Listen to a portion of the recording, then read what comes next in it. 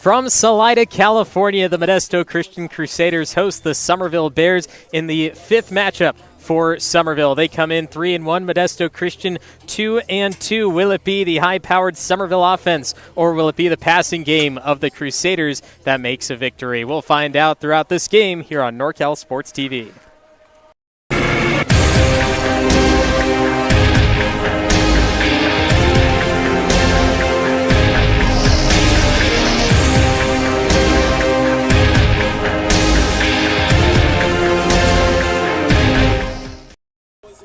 For the Edward Jones pregame show, I'm the voice of choice, Levi Flores. By my side, Jeremy Hurtado. The Edward Jones pregame show. Investing is not just about creating wealth. It's about making your money work for you so you can live your life on your terms. Find your local Edward Jones advisor at edwardjones.com. Somerville Bears back on the road today in Salida, facing against the Modesto Christian Crusaders. They are 2-2, facing teams like Esparto, which is one of the common opponents over the last 2 years.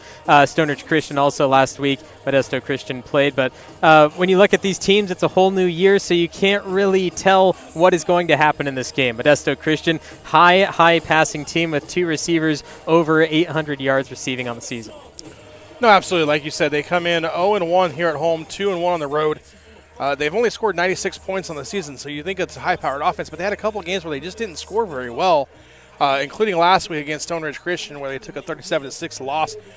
Hey, Stonehenge Christian 5-0, so we're not gonna knock them for that. But you talked about coming in with 2 wins. The problem with that is their 2 wins are against teams that are combined 0-8. So that leaves me a little question mark as far as that goes. Is how good is Modesto Christian really? And I think we're going to get a big test tonight to see how that is. Somerville last played 2 weeks ago at home against Big Valley Christian, in which they won 37-0. And I went to the practice yesterday, talked to Coach Woods, and he says, I hate bye weeks because it just seems so long from your last game to when you are now playing. And he told me about the schedule that they had followed for this 2 weeks, and he says not only is it long, but you don't want to tire the kids out without having a game, don't want to get their hopes down. Everyone wants to play a game, and by practicing 10 days in 14 days and not having that game and getting out there and showing what you're worth, it's really a downer for the teams. And then coming back and just playing, now there's no JV game either. Varsity is going straight into it, so everything is feeling off for the team. And can they overcome all these things to win this game today? No, absolutely. And that's one of those difficulties as a coach, is you got to try to find a way to keep your team ready to play, but you don't want to overwork them. There's a lot of different strategies. I know we've had to employ them different places that I've been. Sometimes you give the kids a couple of days off, and you're just like, hey, we're not going to practice Monday, Tuesday, Wednesday. Okay, that week we don't have a game. We're not going to worry about it. Sometimes it's, hey, we're going to go back to just going in helmets, and we're going to basically go back to skill drills and do that kind of stuff. A lot of the times you try to do fun activities on Monday, Tuesday, that bye week, to try and just get the kids just moving around and doing something. But you're right. It is a difficult situation. It is a risk versus reward as far as rust and preparation. And then not having a JV game is a huge thing, because you get in a rhythm as a football team. Hey, you come, you sit down, you get down here at, say, 4 o'clock. If you're the varsity, you're going to watch the first half of the JV game. Then you go back and you get ready to play the game. Tonight, that doesn't happen. You're here, all of a sudden there's nothing going on, and there's nobody in the stands because you get here early. It's kind of an eerie situation. You go back to the locker room, it's quiet, nobody's doing anything. And you haven't played a game in a couple weeks, so it's really going to have to see interesting to see how Somerville comes out and plays the first quarter. Somerville in the Sac Joaquin Section D6 leaders is number 6 behind teams like Sonora, Sutter, Houston, Bradshaw, Christian, and Ripon, in which if you're going to be in the top 6 but still have people ahead of you, those are definite teams that you would be okay having above you. On the other end, Modesto Christian lands at the number 16 spot just behind Calaveras and just above Argonaut, 2 other Motherlode League teams. They have similar strengths of schedules, but yet Somerville is still so much higher, even with only one more overall win. Yeah, and that's what's going to be interesting tonight is you kind of look at the matchups. We talked about it before, but you got Modesto Christian, who's going to throw the football all over the place. They're led by their star quarterback, Ross Weedman, who I have had friends call me and say, hey, you got to see this kid play. He's the real deal. You look at him in warm-ups. He looks like he can throw the football around. He's a dual-threat athlete, somebody that could cause some problems for the Somerville defense. They also have a receiver, Jeremiah Bernard, who has 23 catches, 561 yards, and 9 touchdowns. And you got this whole military appreciation night tonight. Okay, so it's going to be an interesting scenario. I think it's going to cause some problems for the Somerville defense. And if Somerville doesn't come out ready to play in the first quarter and you let Modesto Christian hang around, it could be a long night for Somerville. First quarter is about to kick off in just a few minutes. Stay tuned for Somerville Bears football on NorCal Sports TV. They both went on to serve our country.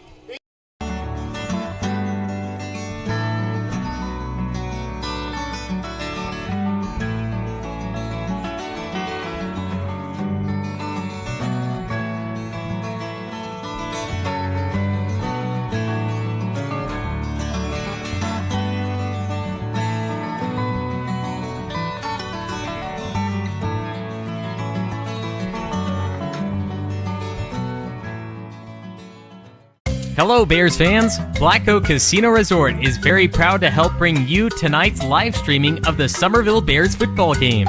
If you haven't been to Black Oak Casino Resort recently, now is the time to come by and check us out. Whether you enjoy the entertainment at Willow Creek Lounge, the 5-star RV park, the beautiful Black Oak Hotel and Conference Center, the bowling alley and family fun center, all the games our casino offers, or the fine dining at Seven Sisters Restaurant, it's all there waiting for you. Thank you for watching and supporting Bears football. Enjoy the game. Lupo. It's a name synonymous with real estate in Tuolumne County and has been for more than 30 years. The latest member of the Lupo family to join the Tuolumne County real estate family is Leanne Lupo at Keller Williams Agency. Leanne is a Tuolumne County native and knows how special the place we call home is. A hard worker who truly cares about her clients. Leanne is a special talent. And Leanne is a Somerville High School graduate and huge Bears supporter, so give her a call and see what she can do to help you. If you see her around town, please thank her for helping to make tonight's live stream possible. Welcome back to the Edward Jones pregame show. I'm the voice of choice, Levi Flores, Jeremy Hurtado with me. Last time the Somerville Bears saw the field was 2 weeks ago at home against Big Valley Christian. And when we went back and looked at this, even during the time of play, we saw a 37-0 score. And now against a team like Big Valley Christian, where Somerville, it was evident that they were a more collected team, only scoring 37 points. It was a little odd to see Somerville do that. We expected maybe 42, maybe an extra touchdown, but that wasn't the case. They got to spread the ball a little bit more, work on their passing game. And so even though it wasn't as big of a blowout as it seemed at the time, they were able to get a little bit more team activity going in that, in which they had 5 different targeted receivers, 3 of which caught a pass, and then they had a multitude of running backs, a windfall of running backs, in which Hike, Barajas, Cash are usually the top 3. Rogers as well, maybe in there as a 4th option. But then you have guys like Anderson, Fox, Miller, some linemen got in there, Wynn and Salaya, Tooney, Mansuranis, who they're probably not going to carry the ball another time this season, but they were able to get in there, have some fun, and then they had Larson and Barajas throw some passes too. So despite not being that big blowout like we thought, they were able to work on that, and now they'll bring it into tonight's matchup. No, absolutely, and it was good, like we talked about. It was kind of just one of those things where you kind of let everybody play in the second half, and they weren't really worried about the score because it was extended out early. And so, again, it's going to be interesting. You haven't played a full game really since the Dos Palos game. Right. Okay. Waterford was over before halftime. Same thing with Big Valley Christian. So if Modesto come out here and hang with Somerville in the first quarter, make it a battle. It could be a situation where, hey, let's see how Somerville does as far as being able to play a complete full 4 quarters of a football game. That being said, Somerville's got weapons, and they got weapons all over the place. They get the football to start the game, which I think is a good for them, okay, because I don't think you want to let Modesto Christian get on the scoreboard first. I think if you're Somerville, you want to jump on them early and try and set the tone from the opening kickoff. We know that the kickoff scenario is a huge thing for Somerville. They work on it a lot. They've taken a couple to the house. Don't be shocked if Hike comes out here and does something special on the kickoff again. We'll be back for the kickoff with Barajas and Hike ready to receive. Right after this, it's the national anthem.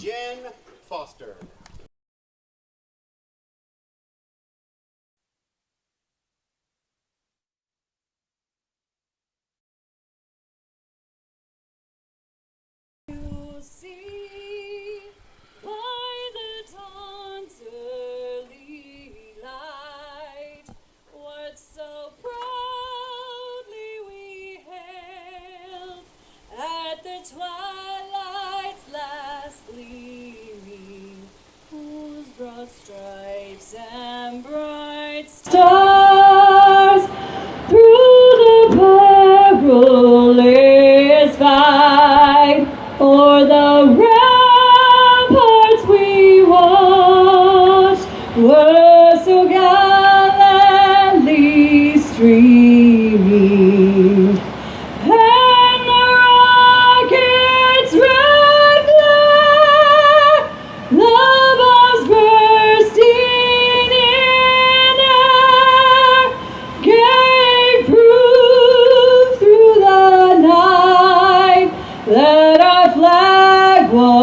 Still there, oh, sing us that star-spangled banner yet wave o'er the land of the free and the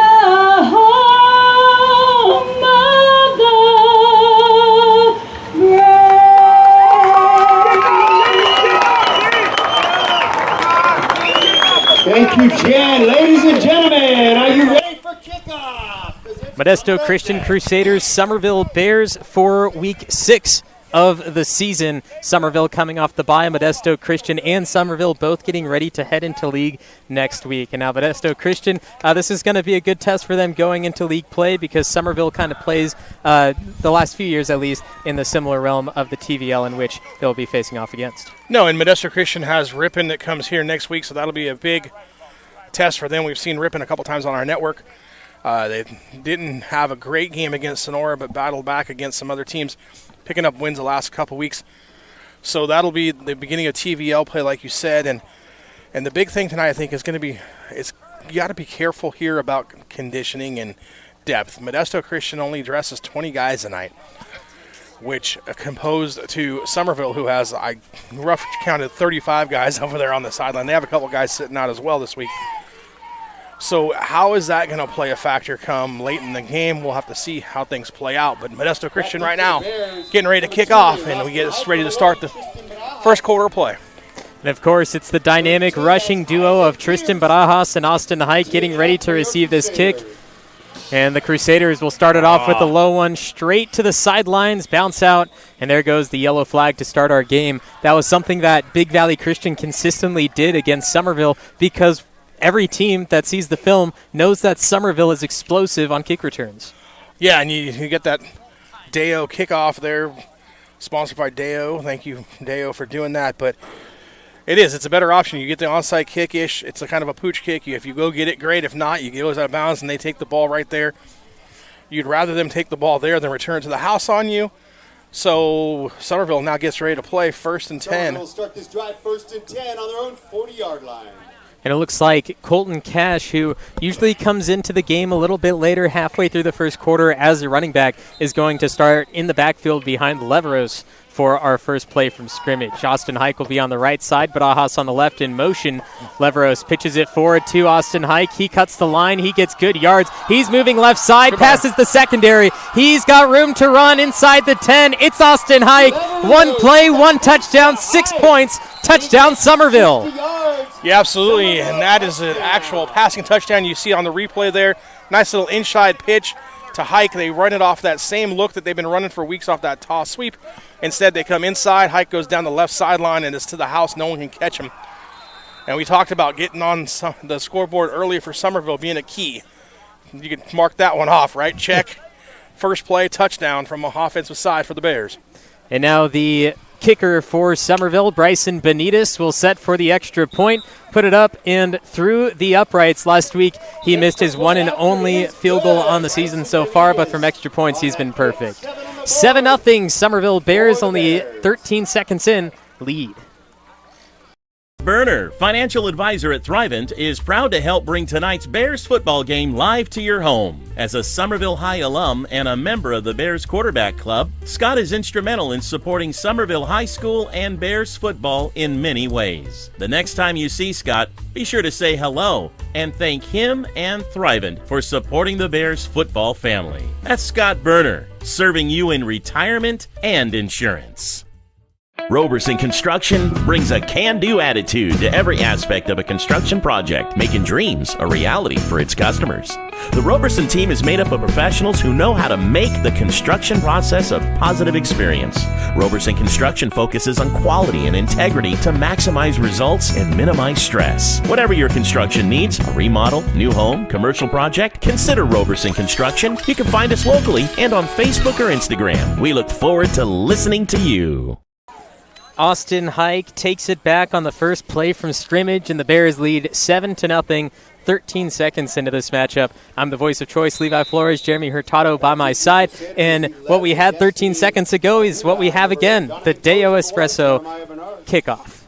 Absolutely, and we were on the sideline here. We're right next to the Modesto Christian sideline, in fact, a little elevated, but we could hear head coach Brian telling his kickoff return team, be ready for a pooch kick, be ready for an onside kick. They like to do that. So great coaching as far as the special teams goes. The kick goes out of bounds. So it's the exact same scenario we saw on the other side. Now Modesto Christian going to get the ball at about the 40 or 38-yard line, looks like. Crusaders coming up to the line and talking to a few of the Somerville coaches that watched the film. They said Modesto is very predictable but also very unpredictable at the same time. They're not scared to just run the plays that they know, but it's based on formation that we may know what's going to happen. And here, getting maybe half a yard and taken down, that is number 8, Jones, in which he is the third leading rusher on the team. And in this type of offense, you have a lot of receiving players, right? You have two main wide receivers in Bernard and in Cook, but then on the rushing side, you expect maybe a big running back to get a lot of yards. That is not the fact. The quarterback, when he has to scramble, when they do design runs, he is the leading rusher, and it's not even close. No, absolutely. He's the guy. He's the one that makes everything go.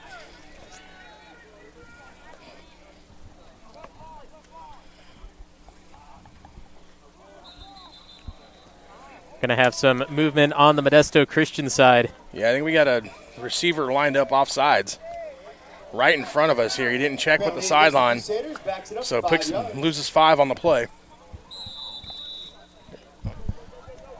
Not a great start for the Crusaders here, but it's all about what you can do after making those mistakes. We've seen time and time again opponents of Somerville not really bringing it back to what they're supposed to do. And Dos Palos was maybe the only team that actually put themselves back together after a small mistake. Looking to pass, scrambling out, tosses it up for grabs. Brody Peters was the closest player on the field, but it falls incomplete. Yeah, it was overthrown for Bernard. We do have a flag on the play, though, right here about the line of scrimmage, and it's going to be a personal foul face mask against Modesto Christian. So things going from bad to worse here early. It's going to push him back if Somerville decides to take it and make it a 2nd and 28, something like that. Modesto Christian going the absolute wrong way, but they're going to go back up to the line rather quickly, and I assume at this point you have to go for a bomb with the... No, I think Somerville is actually going to decline the penalty and make it 3rd and 13. That's what I was wondering. I was watching Leveros across the sideline, and he's like, yeah, I don't want that. I want to decline it. take the incomplete pass. So instead it makes it 3rd and 13. Still at this point, 13 yards to go. The Crusaders have to cross that point, which is near midfield. Weidman will look to pass again with a little extra protection from the back. Throws a dart over the middle. A lot of traffic there. Slipped it through, but incomplete, low at the feet of Bernard. Yeah, absolutely. That time it looked like he kind of sidearmed a little bit and almost threw it into the ground in front of the intended receiver. Instead was number 1, Bernard, coming across on the shallow cross. And now they line up in 4th down to go for it. And Bernard is the number 1 receiver for the Crusaders. 23 receptions on the season for 561 yards, averaging 24 yards per reception. And Weidman also the punter. And that time the Crusaders not going to get it too far past into Somerville territory, but will drop them down at about the 40. Yeah, got to love the quick kick. Nobody back there to return it, so if the roll goes well, you get a good roll. In fact, that time it bounced backwards. And so nice job there by Bernard to go up and touch it and kill the ball about the 40-yard line. Only the 9th punt from Weidman and the Crusaders this season. Only 32 yards. They've had some blocked, have some return, and their average is very, very low. But when he does have to kick it, he's mostly way back because the line got through. Somerville Bears back on offense, leading this one up the middle. Crusaders get to him after a gain of about 4. Yeah, nice tackle there by Al Hassan by number 77 for Modesto Christian, making the play from his defensive line position. They actually got quite a few more yards than what I thought there initially, about 7 yards on that run for Somerville.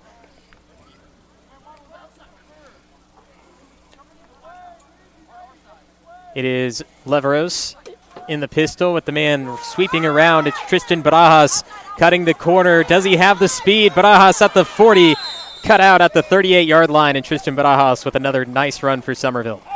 Absolutely, and you see that play, number 16 for Somerville. Brody Peters, the wide receiver, comes down and gets a good block, seals the edge, and then allows Barajas to get to the corner and pick up the first down about the 36-yard line of the Crusaders. Right now, Somerville doing everything they want on offense. 36 of the Crusaders.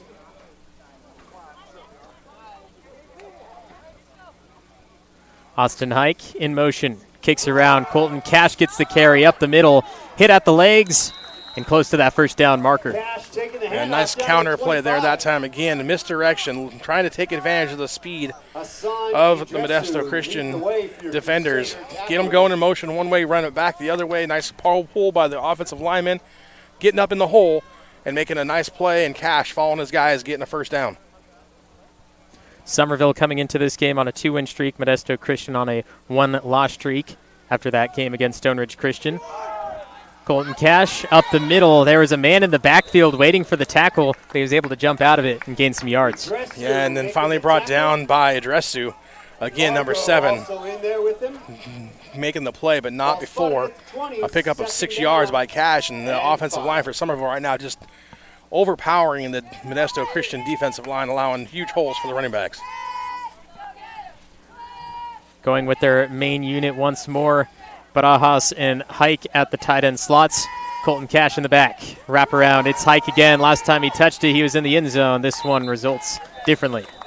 Yeah, nice job there by Ivan Largo coming out from his linebacker position, playing it from the backside, coming up and making the tackle, keeping him short of the first down. Picks up about 1 on the play and brings up a 3rd and 4. And this is a similar situation that Somerville started in the game against Big Valley Christian. They were about this spot on the field, and they went for it on 3rd down, didn't get it, and it was the first time Bryson Benitez, the kicker, was able to come out and actually try a field goal attempt. It was 37 yards, just went wide left. And I know the kicking coach, although he doesn't want to see the team not score touchdowns, he does want to see Benitez get opportunities to get field goals from a longer distance. Yeah, and that time, just quarterback power by Leveros following his blockers. Barajas goes up there, and he might have taken a shot, but he did the job and made a hole for him. Coming up, trying to bring the boom was Destiny Ajodua for Modesto Christian, but instead, first down, Somerville keeps the ball rolling at the 12-yard line.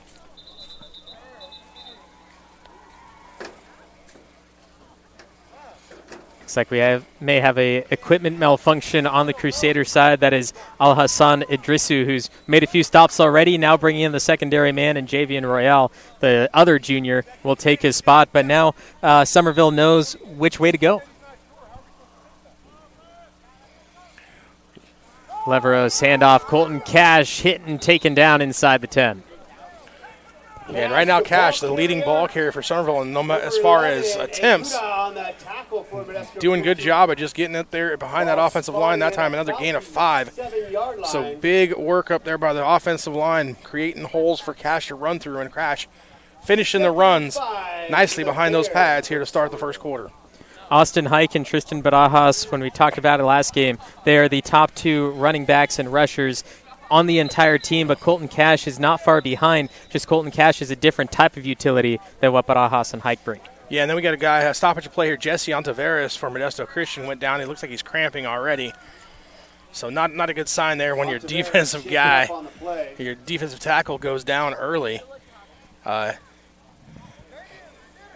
Hopefully he's able to get stretched out and get back in there because, again, we talked about only dressing in 20 guys. Not a good depth situation for Modesto Christian. Looks like they'll take care of this one rather quickly in Somerville. Do they go for the end zone here on second down, or do you just continue to try to rush that ball? I think we're going to see Cash again up the middle. I mean, they're averaging 5 yards a carry. Might as well give it to him again. Cash will be offset right on the back of Leveros. Cash does get it up the middle, and he will find almost the end zone. He is about a half yard short, and Colton Cash will most likely get it one more time to just push that edge. Yeah, and he went off the left side of that offensive line that time. Good push. And again, it was a Modesto Christian guy that had a chance to make the tackle, just ran right by him, and that creates a bubble. And Cash puts his head down and just drives his legs and gets all the way down to about the 1.5 yard line. Cash is the back, the exchange, the end zone, touchdown Somerville. Yeah, great block by Hunter Rogers there, pulls, kicks out, makes a hole for Cash to go right inside him. You'll see it here on the replay. Right guard, you'll see him pull out, kicks out the defender, and Cash goes right underneath him for the touchdown. Nice work by Somerville, putting it in the end zone again, second time here in the first quarter. Somerville fighting through 2 third downs on that possession into the end zone. Colton Cash gets another touchdown on his season, and Bryson Benitez will get another extra point as it flushes through the uprights. 14-0 is our score. Somerville Bears leading the Modesto Christian Crusaders on NorCal Sports TV. Area Foundation remains focused on its mission of strengthening its communities. It does that through 3 functions: assisting donors, awarding grants, and leading the community. The vision of the Sonora Area Foundation is that it will be the benchmark for exemplary practices in the philanthropy field. You can go to sonoraarea.org to learn more. Sonora Area Foundation, for good, forever. Visit Tuolumne County is proud to bring you tonight's broadcast of Somerville Bears football. As the official tourism bureau of Tuolumne County, California, their mission is to enhance economic growth by increasing tourism to Tuolumne County. VTC invites visitors to experience iconic Yosemite explorations, authentic California gold country discoveries, and unforgettable High Sierra outdoor adventures. You can enjoy endless outdoor recreation, state and local parks, sightseeing, stargazing, history, shopping, wine and cider tastings, relaxation, and more.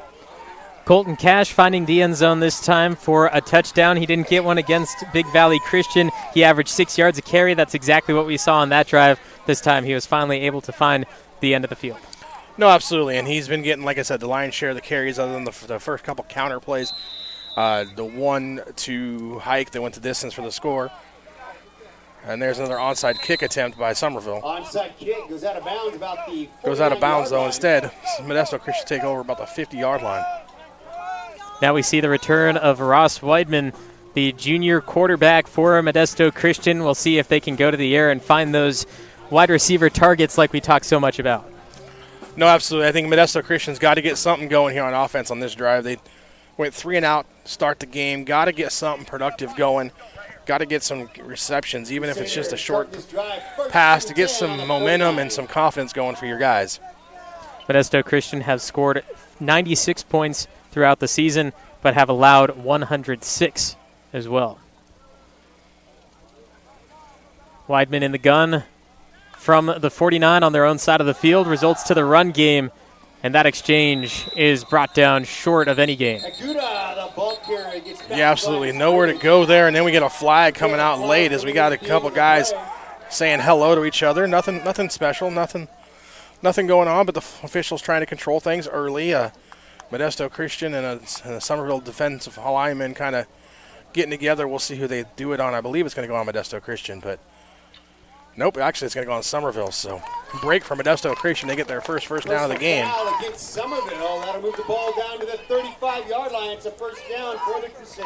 No matter what the situation, no coach wants to see any personal foul on the team, especially some extracurricular activity. So I assume there'll be a little bit more running in next week's practice. But nobody seems too upset about it on the Somerville field of the 11 players that were out there. So maybe just a little miscommunication that ended up I think they were just saying hi to each other a little bit, and the officials might have got a little excited about it. But either way, it's 1st and 10.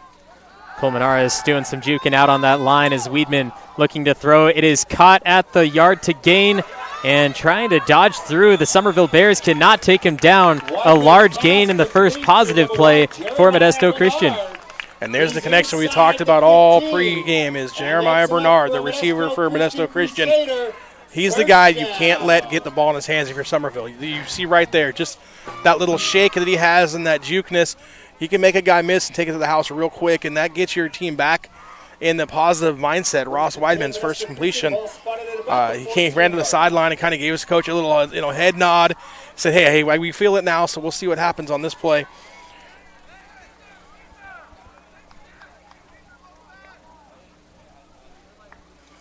Back in the gun, a high snap, using that protection to the corner. It is caught and taken down. Orlando Lopez dropped it out. Ball comes loose, caught in the end zone again, and the Modesto Christian Crusaders have a touchdown. Yeah, Bernard gets the reception here, actually, where Cook made the catch and then fumbles it, and Bernard, standing right in the right place at the right time, comes down with it in the end zone, so he gets credit for the touchdown. Even though he doesn't get credit for the reception. But either way, it's a Modesto Christian badly needed touchdown as they get on the scoreboard. A wild play. Somerville did everything correct. They placed the helmet right at the ball to pop it out. A great knowledge for the Modesto Christian Crusaders to say, hey, ball's still live. We're going to go right at this. And it plays fair. Now we got a stoppage as we got a later rival here. 2 guys flying in for Modesto Christian. Now they check back and only 1 goes in. I think there might have been a little confusion on who's on the kickoff or the extra point team. They got it figured out, though. The kick will go wide right, possibly tipped, but it is no good in the end. Somerville leads 14-6, and it's not enough separation for Somerville to be happy. So we'll find out what they do after this break. Service is here tonight to bring you Bears football. They specialize in comprehensive tree maintenance and removal. The skilled arborists and staff at Nate's Tree Service have over 30 years experience serving residential and commercial clients in Amador, Calaveras, Tuolumne, and Mariposa counties. They bring their unique understanding of the trees of the western slope of the Sierra to a wide range of tasks related to tree health, maintenance, and removal. Sierra Pacific is proud to support Somerville Bears football. At Sierra Pacific Industries, we understand our greatest strength is the people who choose to build a career with us. We offer many opportunities for personal and professional growth, from entry-level to skilled trades, from truck drivers to sales managers, from foresters to engineers. Become one of our valued team members as part of a growing third-generation family-owned forest products company. Modesto Christian gets on the board after a catch and then a fumble into the end zone, and then they dropped on it for those 6 points. And Jeremy, you're expecting an onside kick here just so that they can get that ball back, but instead Modesto Christian will give a short kick up the field to Tanner Klein, who will receive it down the left side, try to bring it back, pushes down a man at midfield, and the Somerville Bears will have great field position. Yeah, and a good tackle there by number 12, Aiden Velasquez, by Modesto Christian, going down on special teams, making the play. I kind of expected some kind of onside kick, pooch kick, maybe just to try and make another, get the ball back and capitalize on some momentum. You haven't stopped them on defense yet, but we'll see here the 45-yard line. great place to start a drive if you're Somerville. A good time to take a shot, too, if you're Somerville. Yeah, I just noticed Brody Peters moved where he was standing. Instead, they'll do the opposite side kick to Tristan Barajas with an extra block from Peters, trying to strip the ball out. Barajas using his strength to make sure he holds on. Never went down, got positive yards. The Modesto Christian defense never had enough to pull him down. Yeah, and that's the exact same play they scored on the first drive. They just flipped it. Instead of giving it to Hike, it goes to Barajas. Didn't get the block, though, by Peters. Peters tried to get out there and get the block. Thought he was going to get a clip call, so he led off, and that guy makes a tackle. And so that's one of those things you'll see on film. Coaches will say, hey, got to do a better job of getting in position to get the block to set us up. And also the defense was trying to strip the ball out instead of tackle him, which could lead to more positive yards in the end for Somerville, as Bryce Leveros takes it himself, only gets a few. Yeah, and brought down there by Elijah Cook that time, coming up from his defensive back position. Holds him to a gain of 2. Better job there by the Modesto Christian defense of making a play. Now, let's see if Somerville decides to try and open it up with some kind of safe pass pattern, or they just continue running the football right at Modesto Christian. I think running it right at them is a better option than trying to run it to the sides, but we'll see how the coaching staff for Somerville plays it. Modesto Christian going to take a timeout before we see what happens next. Bears 14, Crusaders 6 on NorCal Sports TV. Auto Septic Service Incorporated. Full-service septic installation, maintenance, and repair. With over 25 years experience serving the needs of Tuolumne, Calaveras, and Mono counties, Sean Dar and the El Dorado Septic team are your trusted name in local quality septic services. Go to ElDoradoSeptic.com. That's ElDoradoSeptic.com. Service done right.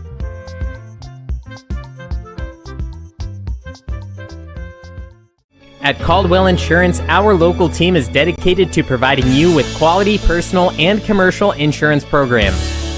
Whether it's for your home, autos, farm, or business, our professional team of agents can find the best protection at a competitive price. It's our family-owned and operated agency that will...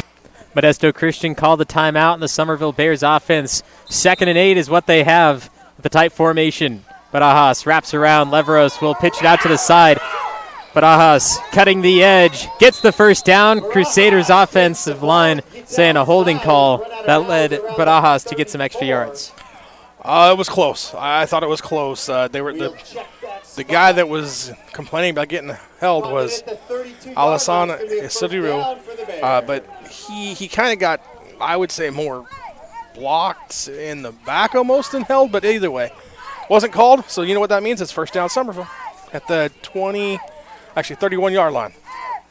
And we've seen that play from Somerville before, but also it could lead into a possible pass. And it looked like Barajas maybe was positioning his hands to throw the ball, but ended up running. And that's just another thing that the defense has to be ready for.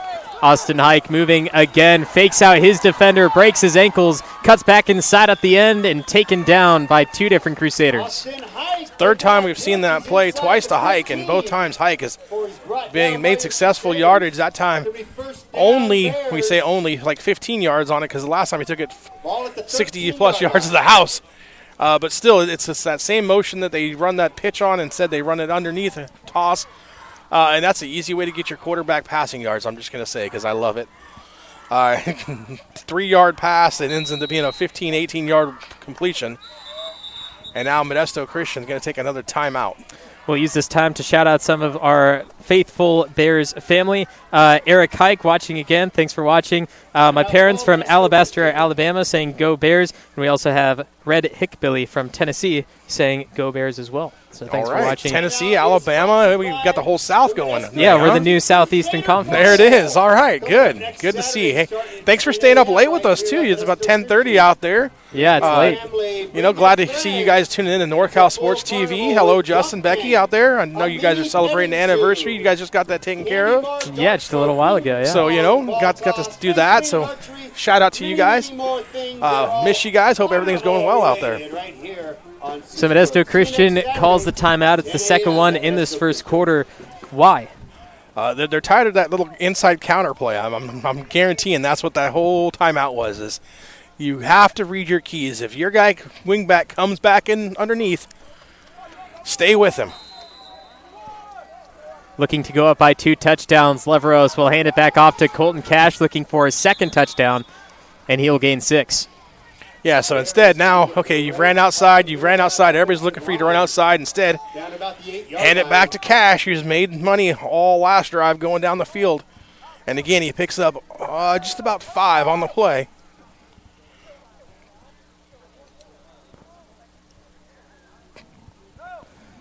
Three minutes and counting. They have some different options out on that field. They'll flick it out. It's Barajas. Barajas looking for the hole. Flag flies through and stopped at the 5, but we'll see another flag. 2 different ones, 2 different times. Yeah, and that's interesting because I don't know if that was just another official throwing the flag and saw the hole and just missed it. And maybe a legal block in the back. Like I said last time, I thought that's what it was instead of a hold. We'll see what happens here by the White Hat. Block in the back on Somerville, and a personal foul Yeah, against Modesto Christian. They're going to offset and make it second down. Yeah, so they did get that after the penalty or after the play penalty, so it wipes it out. It basically just goes back to where the ball was snapped before. Still going to be 2nd and 5 from about the 7-yard line. And replay second down. It's just a do-over. Big, fancy way of saying, hey, let's just do this over. Both teams made mistakes. Brody Peters, the lone wideout on the top of your screen. Bryce Leveros will bring across Austin Hike to make the exchange. Push through, misses 1 tackle, goes into the end zone. Touchdown, Somerville. Bears ground game just grinding out more yards for Somerville. Nice job there of getting the touchdown, as you see on the replay here. Hike comes in motion, takes the handoff, and just follows Cash and the rest of his crew into the end zone off the left side of that offensive line for another easy touchdown. It's 20 points already here in the first quarter for Somerville. And once again, it is Bryson Benitez. He was 4 for 4 on extra points in the game against Big Valley Christian. He's had a game where he went 8 of 8. And Benitez, booming Bigfoot Bryson Benitez does it again. 21-6 our score with the Bears on top. Good. 21 on the board for Somerville. Bears fans, Nate Saw and Mower is pleased to support tonight's Bears football broadcast. They're your go-to retailer when you need a steel project to do the job, at home or at work. Visit their store, where friendly, knowledgeable staff will assist you in finding the right steel for the job, whether it's a chainsaw, blower, trimmer, pressure washer, or anything in between. Nate's Saw and Mower on Longeway Road in Sonora. Benton Roberson CPA's passion is helping people achieve business success and financial independence. While we certainly provide traditional accounting services such as tax preparation, payroll, and bookkeeping, we also offer a variety of advisory services to help with business planning, Social Security decisions, income and asset growth, tax efficiency, and much more. Benton Roberson CPAs is here to help our clients achieve their goals through a generational relationship and wealth building. We hope to see It's the Somerville Bears in the end zone once more to make it a 21-6 score. 2.5 minutes left in the first quarter. Benitez set to launch it off. We've seen some squibbish-type kicks in the first few, but I think it may be just comfortable enough, and Somerville doesn't want to get the hopes down of Modesto Christian and keep this one a game. And you know what the best part of this? It's another Deo kickoff. We got Deo Espresso. Might hit that up in the morning. Going out of town, I might have to go get some Deo before we take off. I'm still waiting for my peanut butter blast. I never had a chance to get it 2 weeks ago, so I want it now. Modesto Christian gets down to the 30 after a 10-yard run back, and now we see Ross Weedman again and his duo of receivers. They had a fantastic drive last time, resulted in a fumble, but then a touchdown at the same time. So that was a really interesting play to see, but it's great awareness that the Crusaders have. They may not be working together in full as of right now, but as we continue through this game, they're going to continue to progress. And seeing that so early on, it could lead to more momentum in this drive now. No, absolutely. They had to get on the scoreboard. They don't care if it was a fumble, if it was a run back, whatever it is. They needed to get on the scoreboard. They did. Now I think they got to do it again on this drive to kind of keep contact versus Somerville. Weedman will be the runner, has nowhere to go. Coleman Aris comes flying in. We have a whistle for a late hit on the side, but it's an inadvertent whistle, so this is going to be an interesting play. Jeremy, you've seen a lot of football. You've seen a lot of things happen, but never an inadvertent whistle while the ball is still clearly in play. Well, yeah, that was interesting. The official threw a flag and then threw the whistle, but yet the running back still running around, and I almost think it should be just a replay, but they call it down. I don't know why. He's down automatically. I don't know if we have that on the film. Maybe he stepped out of bounds and I didn't see that. I mean, we see on the replay that the Crusader offensive man pushed out of bounds, but that doesn't stop the play entirely. It may bring it back in the end, but you still have to let the play out. Yeah, and if I was Modesto Christian, I'd be kind of wondering what happened there, but it looks like we're just going to kind of play on and move on. So instead, now it's going to be second because they're going to say it was a dead ball, so I don't understand that at all. Weidman throwing, nearly deflected, caught high by Elijah Cook. He's trying to gain those yards back, but the Bears get to him at the original line of scrimmage. It is 3rd and 10 for the Christian Crusaders, but a fantastic game. No, absolutely, and it was another stop pattern out there. You throw it to Cook and then let him cook. I mean, that's what he does, right? He makes guys miss, gets yards, gets back up to the original line of scrimmage, like you said, brings us. Now they're going to say 2nd and 10. So that's what I thought. I was kind of confused on the whole situation. So it's 2nd and 10. So basically, no harm, no foul. We go out of bounds and we start over at 2nd and 10 right where we were, even though we've had some fireworks go off in the last few plays. That was the 3rd personal foul, by the way, in the game. That pushed out of bounds, so both teams have to be careful. 2 of those were on Modesto Christian. Here's Weidman running again. Last time that happened, it resulted in that personal foul. Here making the tackle, Somerville Bears push him back even further. Yeah, great job there by Levros coming up from his defensive back position. Ross, actually Jeremiah Bernard tried to get out there and block him and instead didn't because he didn't want to get another block in the back call. Instead, allows Levros to come underneath him and make the play. Loss of about 6 on the play, I would say. So nice job there by Levros, cornerback, coming up and making a big play on the defensive side for Somerville. That running play for Modesto Christian not working out at all yet. Weidman stopped both times behind the line of scrimmage. So the next time they run that, I think Somerville has to be aware of a possible passing play just in case somebody gets open down the field and the secondary gets brought in accidentally. Now a little confusion on where is everybody supposed to line up, get it figured out. Over the middle, it is caught back at the original line of scrimmage for the 2nd time in this drive, but he's dropped down big for 4th and long. Yeah, at that time, it was actually Devon Jones. They said Cook here, but there it is, Donovan Jones. Hey, it's, early for everybody. Instead, he gets back to the line of scrimmage. He gets dropped, like you said. Now it's an interesting situation here. 4th and 10. You're down by 15, but you get the quarter to think about it. We'll start the 2nd quarter when we come back in just a moment. The Somerville Bears up big, 21-6 against the Modesto Christian Crusaders. Ranch Casino is a proud sponsor of the Somerville Bears Quarterback Club, and they support Somerville High student athletes. By working together, Chicken Ranch Casino believes we can all help elevate each and every student athlete's game, both on the field and in the classroom.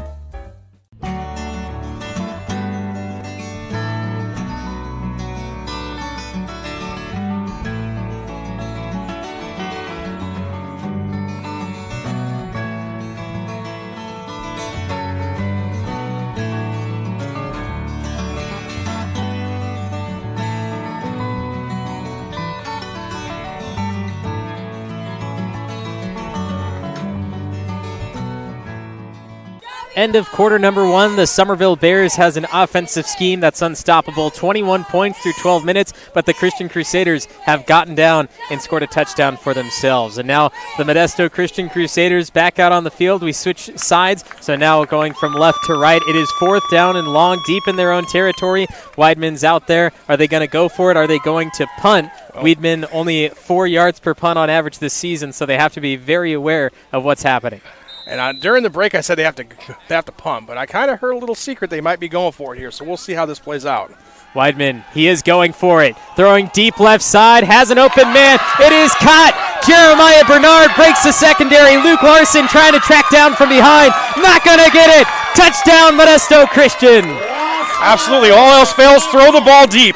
We do have a die down for Modesto Christian back at the line of scrimmage, but it's a 70-yard touchdown bomb to the number 1 receiver, Jeremiah Bernard. And just like that, that quick strike Modesto Christian offense gets them back in the football game 21-12 with just under 13 seconds gone in the second quarter of play. Touchdown number 10 on the season for Jeremiah Bernard, and he does it in amazing fashion. 70 yards, and it's 21-12, looking for that extra point. Yeah, I think it's an offensive lineman that's down. I can't get a number. I can't tell, can't speculate. We have a great view of it. It's kind of, right in our line of sight, but I'm not sure who exactly it is for Modesto Christian that's down. But, hey, that's what Modesto Christian needed. Had to get some points on the board. Throw it deep. Have your receiver just go up and get the ball. Great job of playing it in the air by Jeremiah Bernard. It looks like it's Tyler Silva that might be down for Modesto Christian. And now in our pregame, Jeremy, you couldn't stop saying Somerville cannot get comfortable. You have to keep pushing. You have to do your best every single time. Yep. Don't let this first quarter get ahead of you, because that's when Modesto Christian's going to keep that momentum going. And now it's the start of the second quarter, but it was only the first play, and this is not a comfortable lead for Somerville. They have a lot of points, but so does Modesto Christian now. No, absolutely. And like I said, you don't want to get in the shootout with a team that has explosive weapons. You may stop them 3-4 times, and all of a sudden, bang, bang, bang, here they go, and they score 3-4 touchdowns. And the more confidence Modesto Christian gets by hanging in the game, the longer night it's going to be for Somerville. Going for 2 are the Crusaders. Weidman in trouble, slips one man, throws it across the field, and it is way overthrown, and a penalty flag comes in very late. Pass interference on Somerville because it was thrown back to Donovan Jones. It was a throwback back across his body, one of those things coaches just don't like. But he was trying to back up and jump, and there was a Somerville defender, I think it was Levros, that was there in the way and kind of pushed him and didn't allow him to get up and go for it. And it's one of those things we tell quarterbacks all the time, hey, 2-point conversions, throw it up, and you never know what's going to happen. If there's nothing there, throw it up. Maybe your guy goes and gets it. Maybe there's a penalty, and that's exactly what it is. And now you move it all the way down to the 1-yard line. I wouldn't be shocked to see Modesto Christian trying to run the football here. They've only ran the ball once on a 2-point conversion. They've completed 5 throughout the season, but the main man they go to is Jones, that slot receiver on the right side. We'll see if Weidman goes there. Trying to break it, scrambling left, end zone it goes, and it is incomplete. 2-point conversion, no good. So no extra points, no conversions for Modesto Christian, which can hurt in the end. But we'll see how the offense of Somerville responds to this scoring drive. Oh, it's a name synonymous with real estate in Tuolumne County and has been for more than 30 years. The latest member of the Lupo family to join the Tuolumne County real estate family is Leanne Lupo at Keller Williams Agency. Leanne is a Tuolumne County native and knows how special the place we call home is. A hard worker who truly cares about her clients. Leanne is a special talent, and Leanne is a Somerville High School graduate and huge Bears supporter, so give her a call and see what she can do to help you. If you see her around town, please thank her for helping to make tonight's live stream possible. Hello, Bears fans. The Bears Quarterback Club is excited to help bring you Bears football live streamed into your home or your device. Enjoy all the Bears football action on this TV quality broadcast. This is our way of saying thank you to the Bears community for all the support through the years. On behalf of the Bears Quarterback Club, thank you for watching and supporting Bears football. Enjoy the game.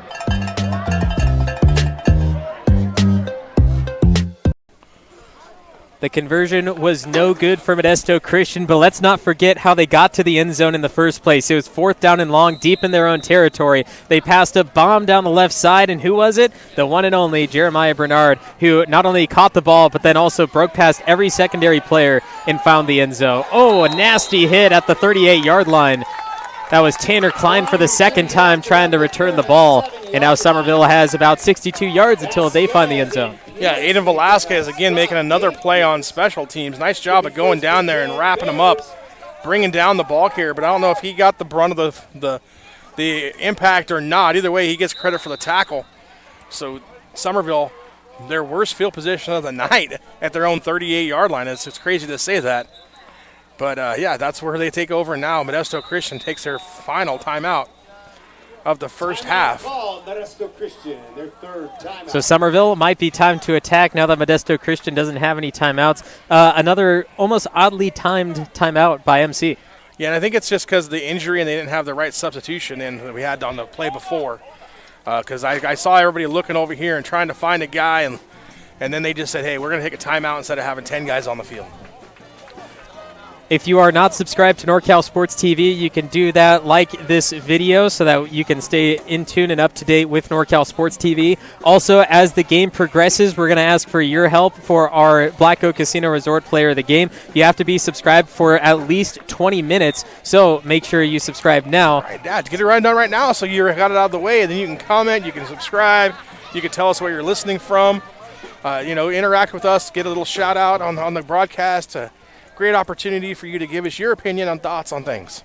Exactly, and among that, we have multiple games throughout the weekend. We have other high school games happening right now, and tomorrow we have a few junior college games. Next weekend, 4 junior college games on Saturday. And here, Somerville out of the break, trying to push that ball, and they get it for quite a bit, but the Modesto Christian defense is not holding back. They're trying to take him down and make sure that they don't want to get hit anymore.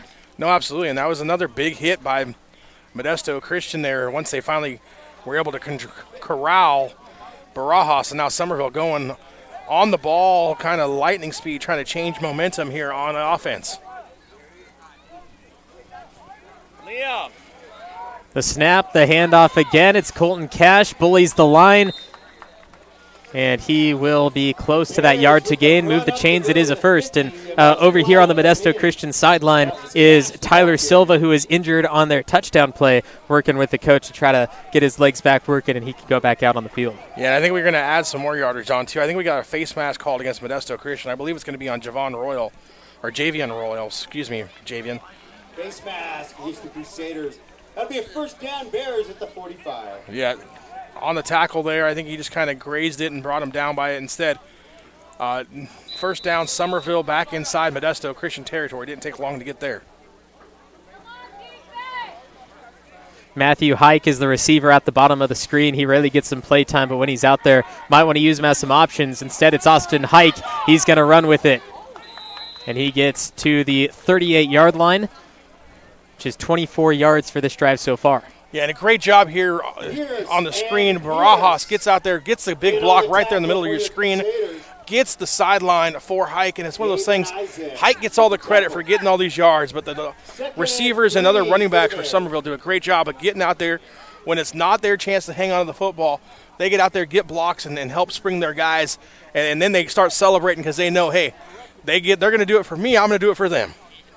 Jordan Wynn making sure his line is in the correct place, moving over a man to the right side. They're going to go back to Colton Cash on the carry. Right, left, and tripped up by the shoestrings.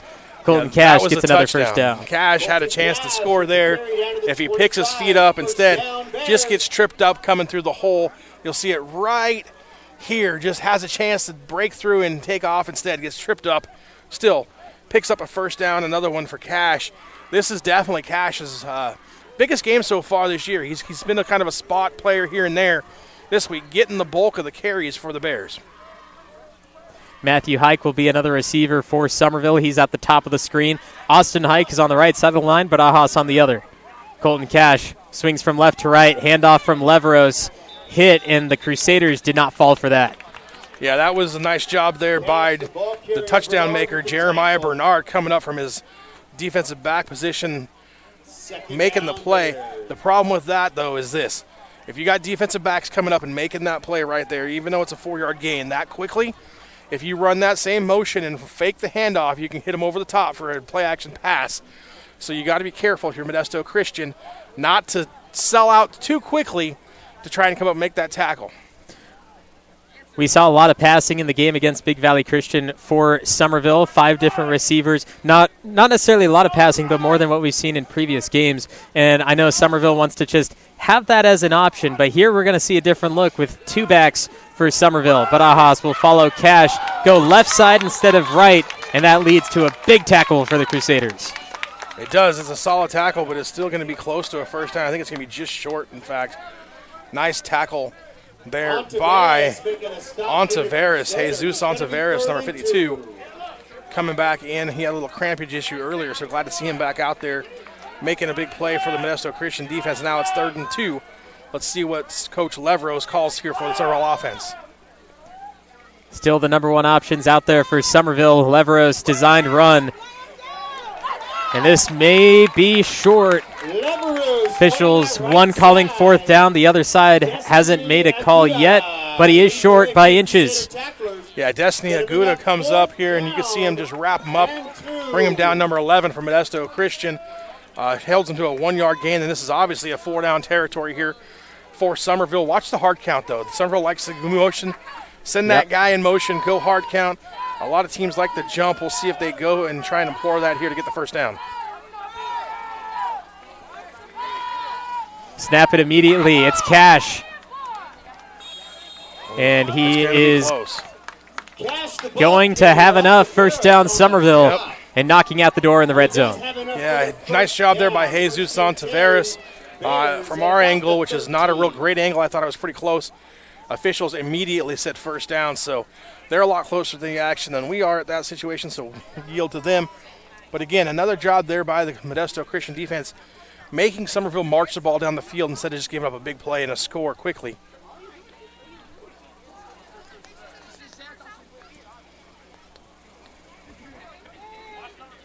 First and 10, Somerville. Leveros, pitch out, Austin Hike.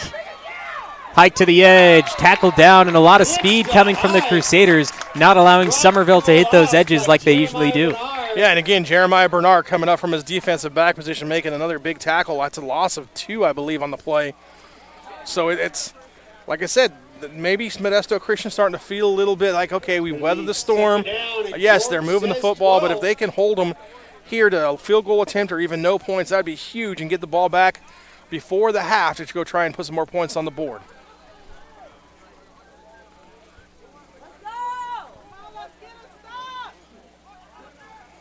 Leveros looking to throw over the middle, deflected. Good hands, fast reactions to knock that one down and make it 3rd and 11. Yeah, absolutely, and that's that big defensive end by Andrisso. Again, number 77, we said his name multiple times here. He is the defensive end. I mean, when you watch him walk on the field, he's only a junior.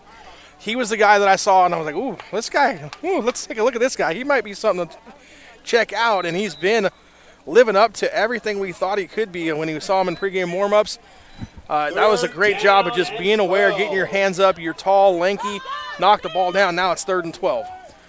Throwing out multiple receiving options, Trenton Miller, bottom of the screen, top of the screen is Matthew Hike, and of course the running options of Hike, Barajas, and Cash. Leveros in deep doo-doo. Here is the pass left side, it's Barajas, and he's hit on the sideline, but I don't think it's enough. Only 2 yards. Yeah, that was going to be a screen initially, but the ball rolled back there to Leveros, and then Leveros picked it up and just had to do his best to make something out of it instead.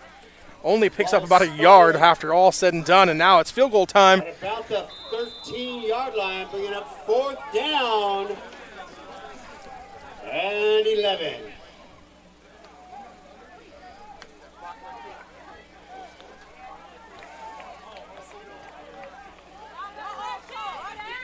About a 30-yard kick for Bryson Benitez.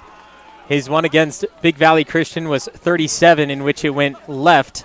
But this time, Benitez, his kick will go over-corrected. Right side for Benitez, 0-2 on the season. And a failed possession for the Somerville Bears. Modesto Christian takes over right after this.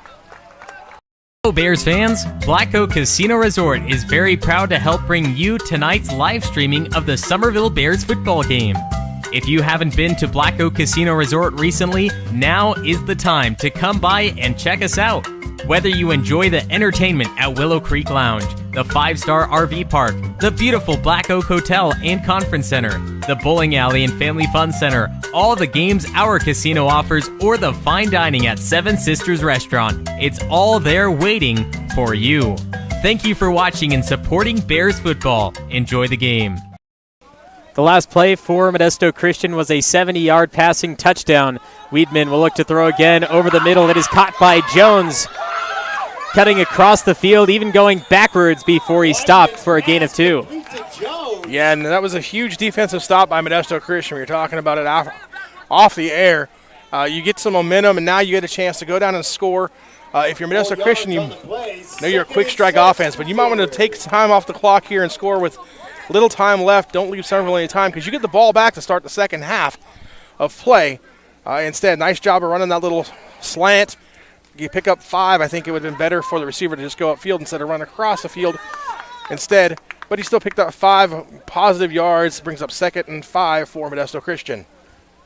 Lopez, Leveros, Peterson, and Peters are the defensive backs trying to make sure that there is no passing plays for Modesto Christian. Weidman will get dragged down, and there's a late flag coming through for the tackle. Yeah, and that was obvious. Everybody in this side of the stadium is waiting for it. Looked like he grabbed him right there near the shoulder, but when the head slams back like that, you're going to get that called most of the time. And so he picks up 4 on the play, and actually you're going to wave it off. So there you go. It was on the shoulder. We said it was. We have a hard angle. We can't really see that, but that's good job of officiating if they get together, talk about it, and say, hey, it looked like it, but it wasn't. It was actually the shoulder, not the back side of the play. Still brings up a 3rd and short for Modesto Christian, though. They were in this same scenario when they scored that touchdown, although it was 4th down if we replay it. Here is 3rd down and short for them now. Open side of the field is on the left of Weidman. He'll throw. It's Jones. Does he have enough? It's going to be close. Yeah, I think he's just short, actually. It's going to be close, though. We'll see. Oh, nope, they're going to mark it 1st down, so up to just over the 30-yard line. That's enough for another Modesto Christian Crusader 1st down. Good job of keeping the ball moving for Modesto Christian. Short passing attack, and then you make a guy miss. That's the recipe of success so far for Modesto Christian. Corner is getting a lot of work for Somerville. They have all their best hands out there just trying to stop that passing game. But when you cut over the middle, that's been the most open play for MC so far. Weidman looking deep. A wobble. It is Bernard caught again inside the 40. Helmet comes off for Bernard, but not until the 1st down in the high red zone. Yeah, and a great job again by Bernard just going up and getting the ball. He had 2 guys defending him, and he just goes up and gets it and picks up the 1st down. Now, unfortunately for Modesto Christian, his helmet popped off, so he's got to leave the field for a play. But another big strike for Bernard, and he sets the Modesto Christian offense up inside Bears territory. Averages 24 yards per reception, and you see why. He's fast, he's speedy, and he has the hands to bring in the ball. Weidman takes it, hands it. A decent hole, a great running play for the Crusaders. The best one of the night as they get inside the 25. Yeah, Gabe Pereira's nice job there, and then we get another flag late. Pierce did a good job of getting that 1st down or close to a 1st down, but instead we got another flags late, and I think that time it's going to be against Modesto Christian again. But we'll see how this – oh, no, it's going to be against Somerville, in fact.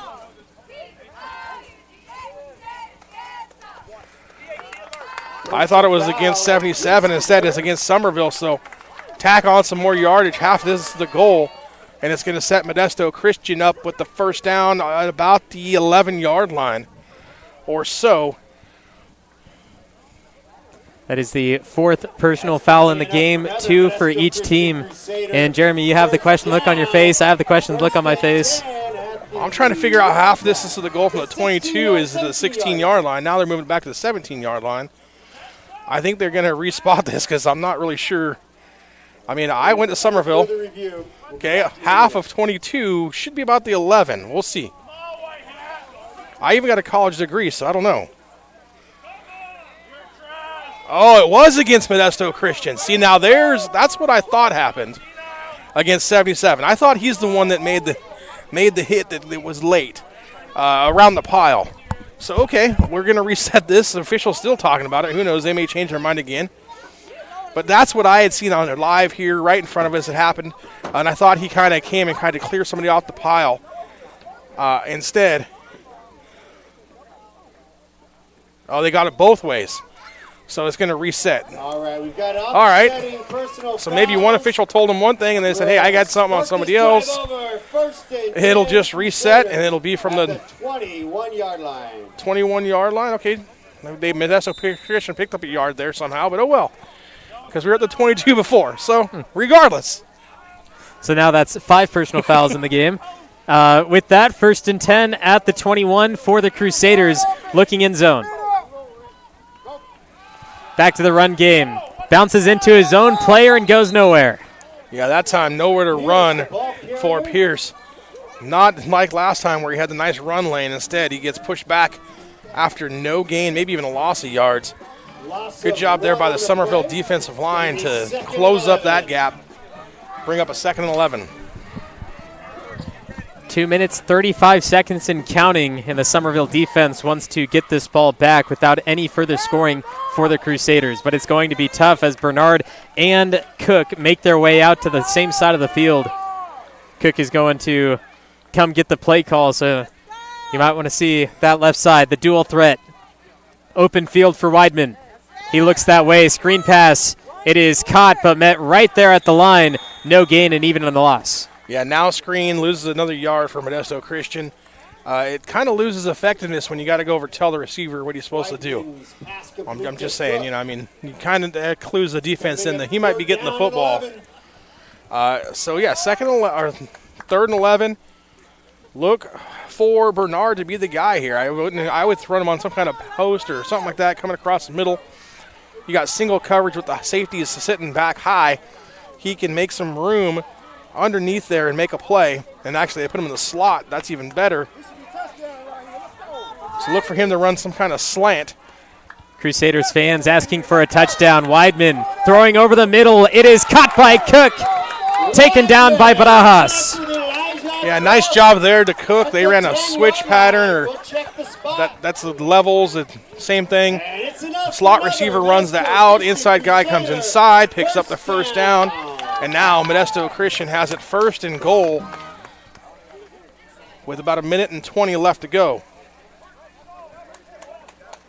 1st and goal. The running game hasn't been the biggest part of the Crusader offense, but they have thrown a few passes short over the middle that have gotten them exactly where they need to be. And right here, 9 yards is just enough for that same route. Bernard is on the right side. Jones is on the left. Weidman will stay in the pocket. He'll escape with the ball free, and he'll slide down inside the 5. Smart play as he will avoid contact with any defender and try to continue with that ball. Yeah, and it's a great job of just looking what's there. Everybody backs off in coverage. He takes it, gets 5. Now he gets down. There's no huge hurry, even though everybody's kind of freaking out here. You got plenty of time. I know you have no timeouts, but you can spike the ball and kill it if you need to. Double coverage on Bernard. Slips it through. There's the slant I was calling for a couple plays ago. This one, it gets hard down here in the end zone, though, running that inside slant when you got that safety sitting back there in that cover 2. Look. I'd rather see him run some kind of corner route or something like that in conjunction with the outside receiver. Now it's 3rd down. And not knowing Modesto Christian, we've seen the kicking game not really accurate earlier in the game when they missed their extra point. So I think this is 2-down territory here for Modesto Christian. Bottom of your screen, Peterson and Peters are the 2 on Bernard to avoid him getting the ball. Weidman will look his way. Toss it into the corner, overthrown. Great job there. I like that throw. That's the corner pattern I called earlier, or fade. Double coverage still. He got a hand on it, almost was able to bring it in. But it brings up now a 4th and goal from about the 3.5-yard line. And here's where I think the legs of the quarterback, Weidman, can be big. If you got to get outside and make something happen, look, and then if nothing's there, you got to go get it yourself and try and get in the end zone here. Huge play for both teams as we go under 26 seconds. From the left hash, on his left side, Gabe Pyers. Weidman will look at his options. Bernard Cook on the right side. Weidman takes the low snap, going to run it himself. Flag comes in on the holding area. Weidman gets rid of it, and it is caught for the touchdown, but the white hat waving it off immediately. Yeah, because they're going to have holding against Modesto Christian. The best thing that could happen for Modesto Christian there was a catch, though, because if it's not a catch, then they would have just declined it if it was Somerville. Instead, now if they say it's incomplete, that's a whole different situation, but we'll see how things. One official said it was a touchdown, the other one said no. We'll have to get them to talk about it and figure it out. Instead, Modesto Christian should have an opportunity here to try and punch it again. 4th and goal from about the 13-yard line, we'll see. And that might be better positioning for them. They have the receivers to do that. They can mix up the secondary of Somerville to get those open slots. Yeah, they're going to say it's a no catch in the end zone. And so now everybody's a little confused on this side of the sideline. Is it? Because Somerville declines the penalty. Should be a Crusader touchdown. They're saying, even the guy on the loudspeaker is saying it's a touchdown. Instead, it's not because they're saying the guy didn't catch the football. And so Somerville's going to get the ball at the 3-yard line after everything's said and done with 18 seconds left.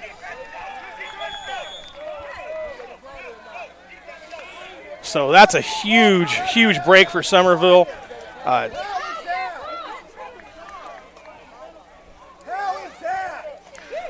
18.2 seconds left. Obviously, the crowd on our side isn't very excited about that call.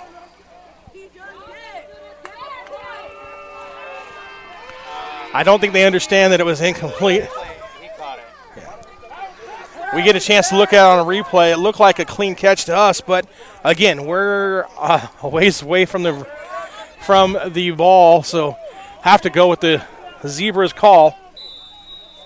And now Somerville takes a timeout here. Timeout, Somerville. Lots of confusion. Hello Bears fans, Black Oak Casino Resort is very proud to help bring you tonight's live streaming of the Somerville Bears football game. If you haven't been to Black Oak Casino Resort recently, now is the time to come by and check us out. Whether you enjoy the entertainment at Willow Creek Lounge, the 5-star RV park, the beautiful Black Oak Hotel and Conference Center, the bowling alley and family fun center, all the games our casino offers, or the fine dining at Seven Sisters Restaurant, it's all there waiting for you. Thank you for watching and supporting Bears football. Enjoy the game. It was on his back, so how can he drop the ball? I know. Here we go.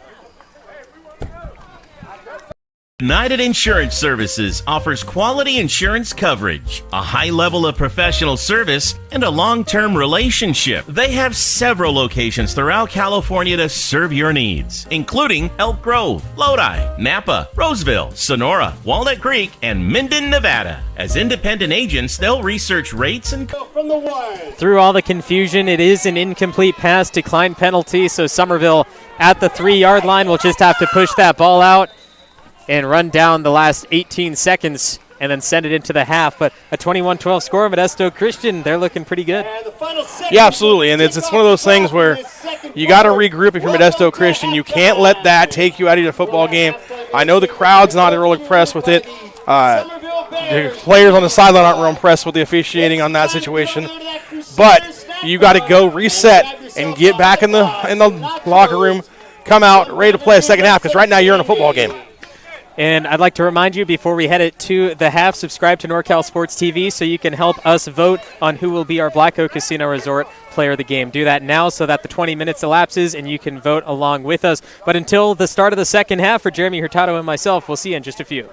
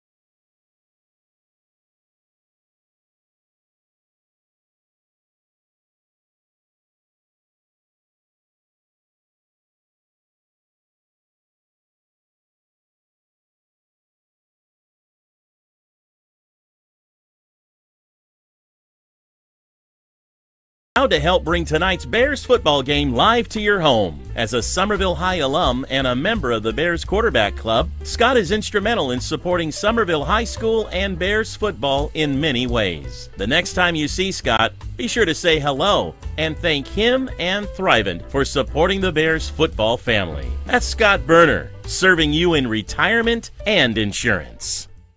Roberson Construction brings a can-do attitude to every aspect of a construction project, making dreams a reality for its customers. The Roberson team is made up of professionals who know how to make the construction process a positive experience.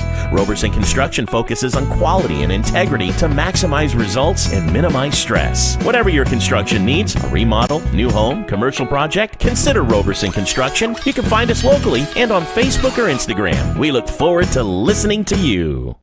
The Sonora Area Foundation remains focused on its mission of strengthening its communities. It does this in the philanthropy field. You can go to sonoraarea.org to learn more. Sonora Area Foundation, for good, forever. Visit Tuolumne County is proud to bring you tonight's broadcast of Somerville Bears football. As the official tourism bureau of Tuolumne County, California, their mission is to enhance economic growth by increasing tourism to Tuolumne County. VTC invites visitors to experience iconic Yosemite explorations, authentic California gold country discoveries, and unforgettable High Sierra outdoor adventures. You can enjoy endless outdoor recreation, state and local parks, sightseeing, stargazing, history, shopping, wine and cider tastings, relaxation, and more. Nate's Tree Service is here tonight to bring you Bears football. They specialize in comprehensive tree maintenance and removal. The skilled arborists and staff at Nate's Tree Service have over 30 years experience serving residential and commercial clients in Amador, Calaveras, Tuolumne, and Mariposa counties. They bring their unique understanding of the trees of the western slope of the Sierra to a wide range of tasks related to tree health, maintenance, and removal. Sierra Pacific is proud to support Somerville Bears football. At Sierra Pacific Industries, we understand our greatest strength is the people who choose to build a career with us. We offer many opportunities for personal and professional growth, from entry-level to skilled trades, from truck drivers to sales managers, from foresters to engineers. Become one of our valued team members as part of a growing third-generation family-owned forest products company. El Dorado Septic Service Incorporated, full-service septic installation, maintenance, and repair. With over 25 years experience serving the needs of Tuolumne, Calaveras, and Mono counties, Sean Dar and the El Dorado Septic team are your trusted name in local quality septic services. Go to eldoradoseptic.com. That's eldoradoseptic.com. Service done right.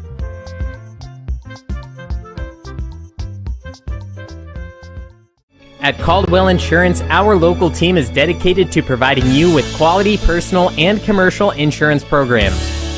Whether it's for your home, autos, farm, or business, our professional team of agents can find the best protection at a competitive price. It's our family-owned and operated agency that will provide you and your loved ones protection under our roof. Give us a call at 209-532-5102 or visit our website at caldwell-insurance.com. Hey, Bears fans! Nate Saw & Mower is pleased to support tonight's Bears football broadcast. They're your go-to retailer when you need a steel project to do the job, at home or at work. Visit their store, where friendly, knowledgeable staff will assist you in finding the right steel for the job, whether it's a chainsaw, blower, trimmer, pressure washer, or anything in between. Nate's Saw & Mower on Longeway Road in Sonora. Benton Roberson CPA's passion is helping people achieve business success and financial independence. While we certainly provide traditional accounting services such as tax preparation, payroll, and bookkeeping, we also offer a variety of advisory services to help with business planning, Social Security decisions, income and asset growth, tax efficiency, and much more. Benton Roberson CPAs is here to help our clients achieve their goals through a generational relationship and wealth building. We hope to see you soon.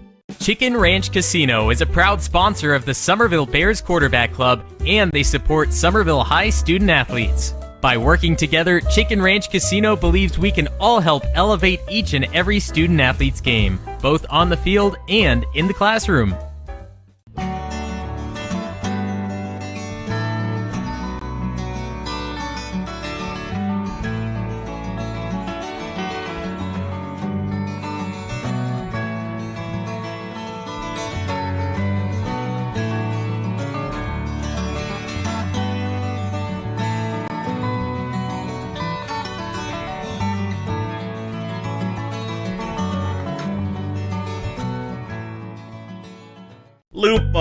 It's a name synonymous with real estate in Tuolumne County and has been for more than 30 years. The latest member of the Lupo family to join the Tuolumne County real estate family is Leanne Lupo at Keller Williams Agency. Leanne is a Tuolumne County native and knows how special the place we call home is. A hard worker who truly cares about her clients. Leanne is a special talent. And Leanne is a Somerville High School graduate and huge Bears supporter, so give her a call and see what she can do to help you. If you see her around town, please thank her for helping to make tonight's live stream possible. Hello, Bears fans. The Bears Quarterback Club is excited to help bring you Bears football live streamed into your home or your device. Enjoy all the Bears football action on this TV quality broadcast.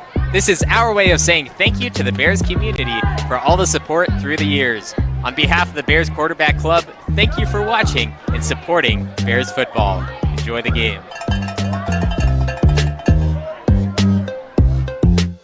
Levitt United Insurance Services offers quality insurance coverage, a high level of professional service, and a long-term relationship. They have several locations throughout California to serve your needs, including Elk Grove, Lodi, Napa, Roseville, Sonora, Walnut Creek, and Minden, Nevada. As independent agents, they'll research rates and coverage from top insurance companies to find the best insurance rates and insurance plans for you. They do the shopping and comparing, so you can save time and money. Hello, Bear fans! Boyer Construction is proud to help bring you tonight's broadcast of Somerville Bears football. For over 30 years, they've proudly served our communities with an uncompromising commitment to quality, integrity, and client satisfaction. They are meticulous and still believe in the value of handshakes. And they ensure that you get the experience you deserve. Thank you for watching and supporting Bears football. Enjoy the game. Hello, Bears fans. Black Oak Casino Resort is very proud to help bring you tonight's live streaming of the Somerville Bears football game. If you haven't been to Black Oak Casino Resort recently, now is the time to come by and check us out. Whether you enjoy the entertainment at Willow Creek Lounge, the 5-star RV park, the beautiful Black Oak Hotel and Conference Center, the bowling alley and family fun center, all the games our casino offers, or the fine dining at Seven Sisters Restaurant, it's all there waiting for you. Thank you for watching and supporting Bears football. Enjoy the game. Berner, financial advisor at Thrivent, is proud to help bring tonight's Bears football game live to your home. As a Somerville High alum and a member of the Bears Quarterback Club, Scott is instrumental in supporting Somerville High School and Bears football in many ways. The next time you see Scott, be sure to say hello and thank him and Thrivent for supporting the Bears football family. That's Scott Berner, serving you in retirement and insurance. Roberson Construction brings a can-do attitude to every aspect of a construction project, making dreams a reality for its customers. The Roberson team is made up of professionals who know how to make the construction process a positive experience. Roberson Construction focuses on quality and integrity to maximize results and minimize stress. Whatever your construction needs, a remodel, new home, commercial project, consider Roberson Construction. You can find us locally and on Facebook or Instagram. We look forward to listening to you. The Sonora Area Foundation remains focused on its mission of strengthening its communities. It does that through 3 functions: assisting donors, awarding grants, and leading the community. The vision of the Sonora Area Foundation is that it will be the benchmark for exemplary practices in the philanthropy field. You can go to sonoraarea.org to learn more. Sonora Area. Before we start the second half, we have our Eldorado Septic halftime report. For full-service septic installation, maintenance, and repair in Tuolumne, Calaveras, or Ramona counties, go to EldoradoSeptic.com. I'm the voice of choice. He's Jeremy Hurtado, and in that first half, Modesto Christian, they're still in it. No, absolutely, and then they've been led by the 2 guys we expected them to be led by. Ross Weedman throwing the football all over the place, and Jeremiah Bernard going up and getting it for him, making big plays when they needed to. Also some Elijah Cook chipping in as well. Donovan Jones making some plays. So Modesto Christian offensively hasn't been the question. I mean, they've been able to move the football up and down the field. They've scored twice. They maybe should have scored again at the end of the first half there. Instead, the penalty and the little confusion cost them a touchdown by the officials. But the important part for them is, like I said before the half, they have to come back and regroup. They get the ball to start the second half. They got to go down and score points. any way they can here to open the drive and then put some more pressure on Somerville. The longer you can keep contact, make it a 1-2 score game, push that into the fourth quarter and try and take your chances there when you're trying to pull off the big upset. Flip side, Somerville, they just keep running the ball. I mean, that's what you've done.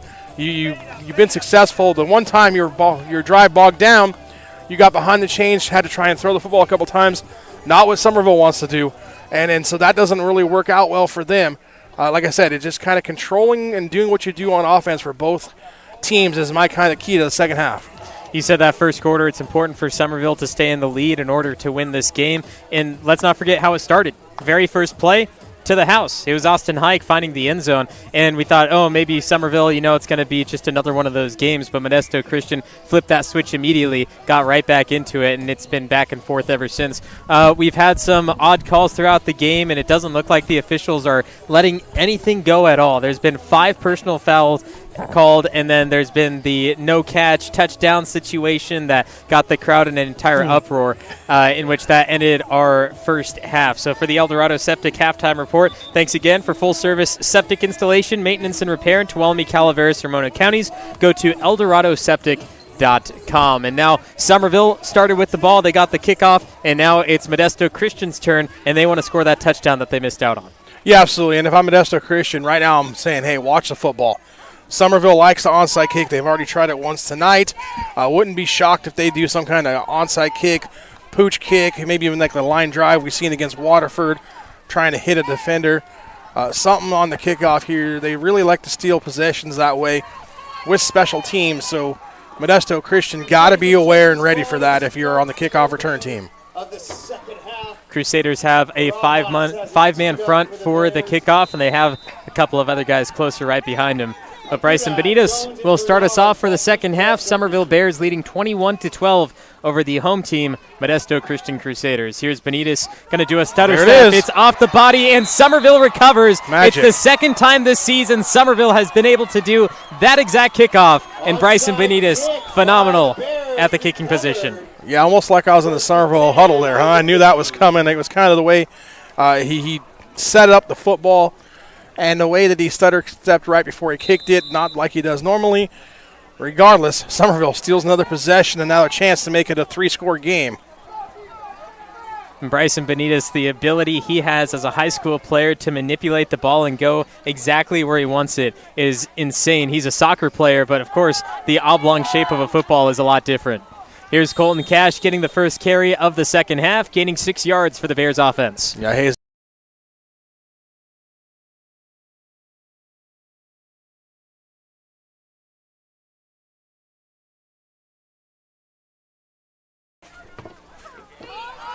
Colton Cash, the main ball carrier in this game so far for Somerville. We see a lot from Barajas, a lot from Hike, but Colton Cash, he's in the backfield right next to Levera, so when all else fails, Colton Cash is right there to get those carries. 2nd and 5 is where we're at with Barajas making his motion, following Cash, finding the hole. He's getting through. Ball comes loose, and it is recovered by the Somerville Bears is what they're calling, but the Modesto Christian Crusaders indicate that they have it.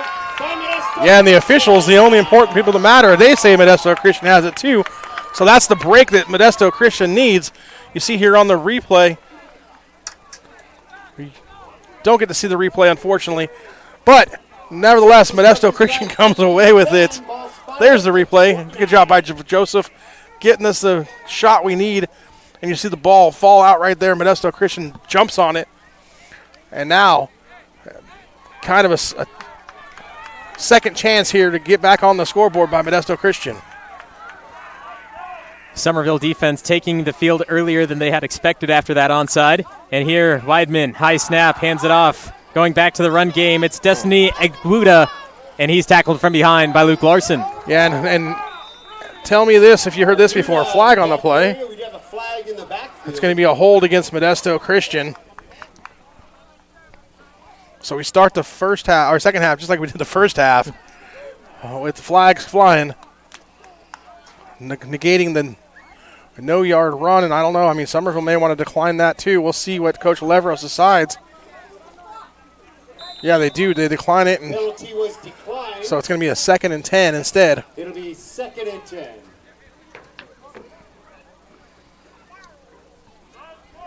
Weidman goes out to tell the team the play, and the passing game, of course, has been the big subject for the Modesto Christian offense. And this spot right here, they haven't had necessarily long passes. It was just the play after the catch that really got them to places further than this. Peterson spying from behind, gets rid of it early enough. It's tipped and intercepted. It is Barajas making his move downfield. Down to the 20-yard line. Somerville Bears, after the tip from Donovan Jones, takes it right back. Possession. Somerville knocking out the door. Yeah, and that's one of those tipped and overthrows. That's a defensive back's mantra. Everything is tipped and overthrows. You got to intercept. That ball was put on the money, and then it was tipped by the intended receiver, Jones, up in the air, and it's a pick by Barajas, and he nearly takes to the house. Huge back and forth momentum swings here, and Somerville has the ball at the 20-yard line. It looks like we're going to see some differences in the offensive play for Somerville right now. I see some bigger numbers out there. Colton Fox is into play. He's going to be on the left side tight end slot. Nicholas Rogers in the backfield, and I saw Luke Larson out there as well. Yeah, right now it's Rogers. Rogers will follow Larson. A man came from behind. He's slipping through and taken down. He gets a decent gain before he is. Rogers does a good job of just taking the ball, running to the right side behind the big guys. Another 5-yard gain for Somerville. Taking a look at scores around the Motherlode League, we got a shocker going on. Amador up 21-7 in the second quarter against Stone Ridge Christian. Stone Ridge Christian, the 5-0 team, coming up to Amador. Big game for Amador to say. We said, hey, prove it on our show this week. Right now, they're pulling off the upset. Rogers gets another carry up the middle, and he will be stopped near the line. And then here comes flags again as Celaya moves his helmet. And so does number 77 for Modesto Christian. So it's been a little chippy. These two teams don't play each other often, but it's been chippy from start.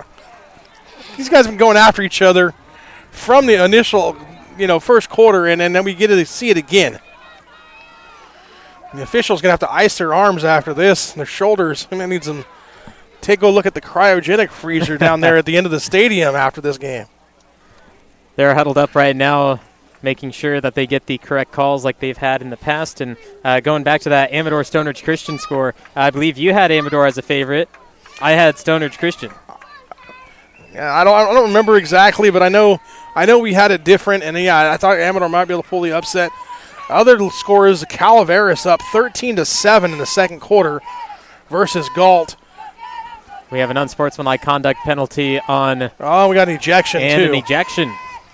Yeah, and I think that's going to be the big ejection because that's number 77, I think, that's getting ejected by Modesto Christian, and he's been all over the place. And the big part of that is he leaves the rest of this game and also misses the next game, which is against Ripon, the league opener. So that's going to be a huge loss for Modesto Christian. Idriso, yeah, he's on the sideline not happy about it. So he will not be in the rest of the game, and now it's a huge, huge loss for Modesto Christian.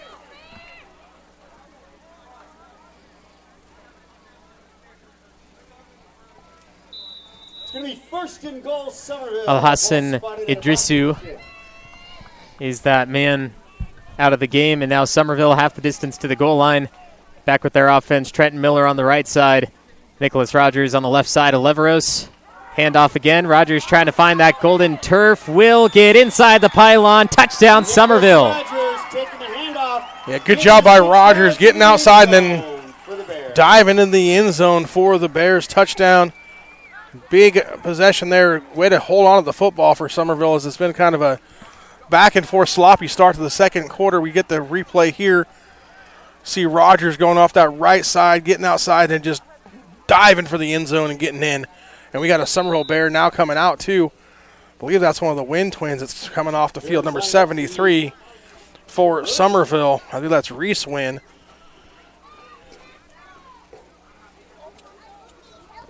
Now Benitez, snap, hold, and a kick.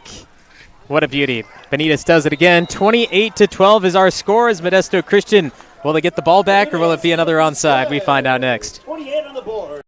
Berner, financial advisor at Thrivent, is proud to help bring tonight's Bears football game live to your home. As a Somerville High alum and a member of the Bears Quarterback Club, Scott is instrumental in supporting Somerville High School and Bears football in many ways. The next time you see Scott, be sure to say hello and thank him and Thrivent for supporting the Bears football family. That's Scott Berner, serving you in retirement and insurance.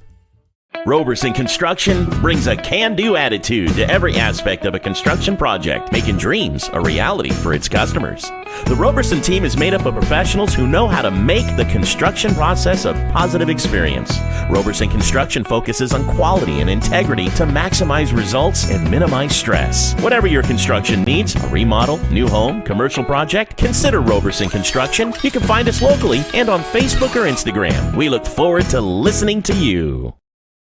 Modesto Christian gets one of their top 11 players ejected from the game after an unsportsmanlike conduct penalty. Somerville finds the end zone with Nicholas Rogers, and now it's back to another Deo Espresso and Smoothies kickoff. Jeremy, you said it during our break. Here comes an onside kick. What are you feeling? Yeah, I mean, I just kind of feel like this is where Somerville likes to try and steal another possession. We'll see how they decide to play it. Maybe a pooch kick instead of an onside kick, but I guarantee they're not kicking it deep. And they kick it deep. What does guarantee mean? That means they kick it deep. Here is the return for Bernard. He finds a hole. He has some room. He has to beat out Benitez.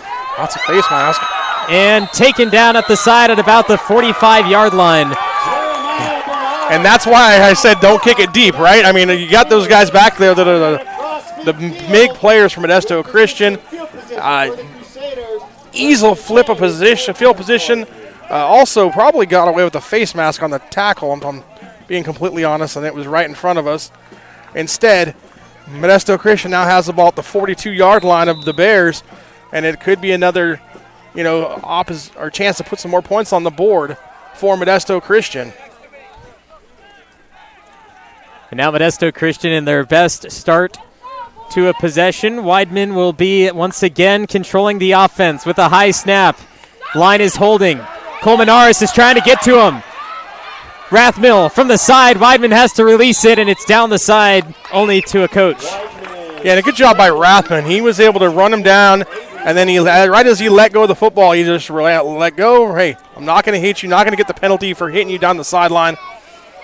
So good job. It's one of those defensive lineman positions. You chase the quarterback around for, feels like, 3 days, and you finally get a chance to hit him, and you're like, oh, you just let go of the football. I got to let up and not hit him and not get the penalty because, hey, we've seen these officials will throw a flag if you touch anybody after the whistle. So Bernard will be the lone receiver at the bottom of the screen. Cook will go very high to the top. And in between is Donovan Jones on the left side. Another high snap for Weidman, forced to run it. Nearly stripped down by Colmenares. And Nevis will push him out just past the line of scrimmage. Yeah, Weidman only picks up about 1.5 yards, maybe 2, and that time, good decision by Bernard. Bernard came back, and he looked like he was going to just clean up a Somerville defender coming down the sideline. Instead, he let off because he's like, no, I don't want to get the penalty for balking back towards the own goal line, and then lets up, and it only ends up being a 1-yard gain, but a good decision there by Bernard, not getting the flag thrown on him. Destiny Egwuda is the back for Modesto Christian. He is one of the main running backs, but I doubt on 3rd and long they'll be handing the ball off. Weidman up and over. It's Egwuda, and he's hit low by Luke Larson. Another fantastic stop, and it's 4th and short. Yeah, that's just a little flare. He runs right through the offensive line, turns around, flip it over to him over the line, almost like a screen. It's going to bring up 4th and, I think, 3 or so for Modesto Christian. As Egwuda comes out of the game, he got a little banged up on the play. Egwuda, his 6th reception of the year, only his 4th game being played, one less than everyone else, and he just reached over 100 receiving yards with that catch. And now we got an official sending a Somerville player off for an equipment issue again, and like I said, this has been an interesting officiated crew. 34, that's Luca Peterson having to come out, being replaced by Orlando Lopez. Lopez was a starter earlier in the season, now coming off the sideline in a big play moment here.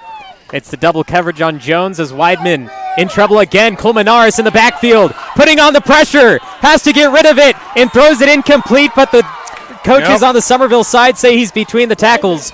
Another great defensive stop by the defensive line. Colmenares meeting him back there for the third time this drive. And they're going to call intentional grounding, so Somerville's going to decline that. But more importantly, Ross Weidman comes up limping, and you can't have that if you're Modesto Christian. He's the guy that makes everything go for your team, and he comes off banged up, a little frustrated, and it ends up being another turnover on downs after that big kickoff return. No points scored for Modesto Christian, and now Somerville chance to kind of just stretch this out and get a little bit more comfort for Bears fans.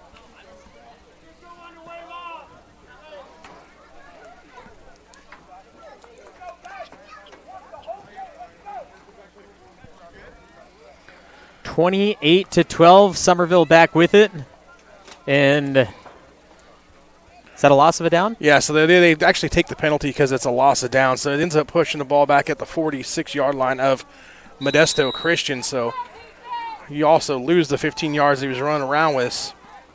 Set Somerville up in great position to start the drive. Hike with the pitch out, flag thrown. The ball carrier, run out of bounds at around the 35. And that one should be some kind of illegal block or hold against Somerville this time. And right now it's almost like, hey, every play we don't have a flag on is kind of a positive right now. This is, Call against the Bears. getting a little bit out of control as far as things are going. As chippiness and then flags. We still got almost a half of football to play. I hope this doesn't deteriorate any more. Be first down for Somerville at their own 45-yard line. The mark is at the opposite 35. Or 40, excuse me. Leveros brings over Barajas. Kicks him all the way over. Opposite side pitch. It's Austin Hike. He follows Jordan Wynn. Breaks it past down the left sideline. And barely, he's going to be in bounds into the end zone. Hike. Touchdown, Somerville. Yeah, that's the same play they started the game with. Same result. Hike goes down the sideline on that little counter, and Leveros is going to have his best passing game of the year, probably of his life, because he's only played quarterback for a couple of weeks.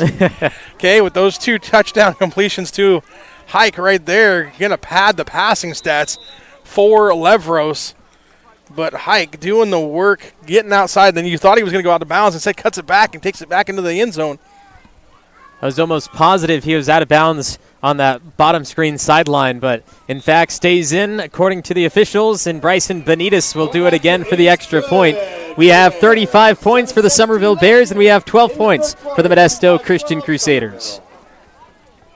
Area Foundation remains focused on its mission of strengthening its communities. It does that through 3 functions: assisting donors, awarding grants, and leading the community. The vision of the Sonora Area Foundation is that it will be the benchmark for exemplary practices in the philanthropy field. You can go to sonoraarea.org to learn more. Sonora Area Foundation, for good, forever. Visit Tuolumne County is proud to bring you tonight's broadcast of Somerville Bears football. As the official tourism bureau of Tuolumne County, California, their mission is to enhance economic growth by increasing tourism to Tuolumne County. VTC invites visitors to experience iconic Yosemite explorations, authentic California gold country discoveries, and unforgettable High Sierra outdoor adventures. You can enjoy endless outdoor recreation, state and local parks, sightseeing, stargazing, history, shopping, wine and cider tastings, relaxation, and more.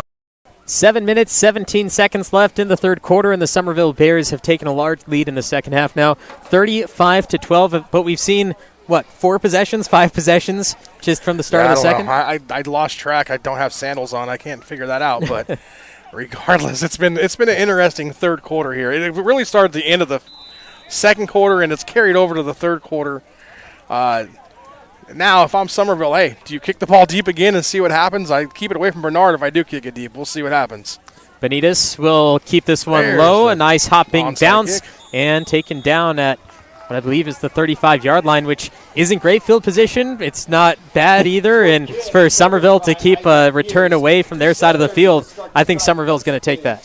No, it's better than having it returned to your own 40-yard line like they did last time. So Modesto Christian with a chance to try and cut in this lead once again. And I know Modesto Christian getting some guys banged up, and we saw the quarterback Ross Wiedemann come off a little while ago after that last play, so we'll see if he's hampered. Back in there for now for Modesto Christian. Somerville cheer squad on the other side trying to get their Bears going as the Crusader offense is back out. Bernard spinning away from one, and then finally a pack of Bears is there. And there's a penalty flag again. Not sure what that's going to be. I mean, Bernard would just keep moving and going, and now we'll see what this is. It's going to be against Somerville, and I believe that's on Levros. And that's hard. That's a hard penalty to take if you're Somerville, because Levros, the guy's still trying to spin around and make a play. Again, we'll just move on from that. But Somerville's going to give the ball over to the 49-yard line now. Modesto Christian picks up a first down. And both teams, I believe, are kind of using these officials to their advantage. They hear that whistle and they say, oh, if I get touched, I'm going to fall backwards. It's both teams. It's not just one, but they're being so nitpicky that both teams can say, hey, I can play this out a little bit more and get my team some more yards. Weidman looking short, forced to run. Weidman chased down by Nevis. Past the line of scrimmage, can't throw it, and Nevis gets another tackle. The leading tackler on the Somerville Bears gets one more. Yeah, and Weidman was able to pick up 3, but again, I don't think he's moving like he normally does. He didn't seem like he had that burst to take off. Still, gets out of a bad situation, picks up, actually going to give him about 3 now. Brings up a 2nd and 7 for Modesto Christian. Coming off the field is Destiny Aguda. Again, he's still kind of not back from the last injury.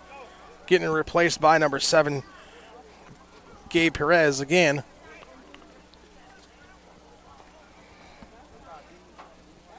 Quiet on the sidelines now right now. Everybody's kind of had the wind taken out of them just from the natural flow of the game being interrupted. The receiving duo, Bernard and Cook, bottom of the screen. Weidman, high snap again. Rathmill spying. Weidman goes left. Weidman in trouble. Lopez hits him. Rathmill hits him, and the ball is incomplete.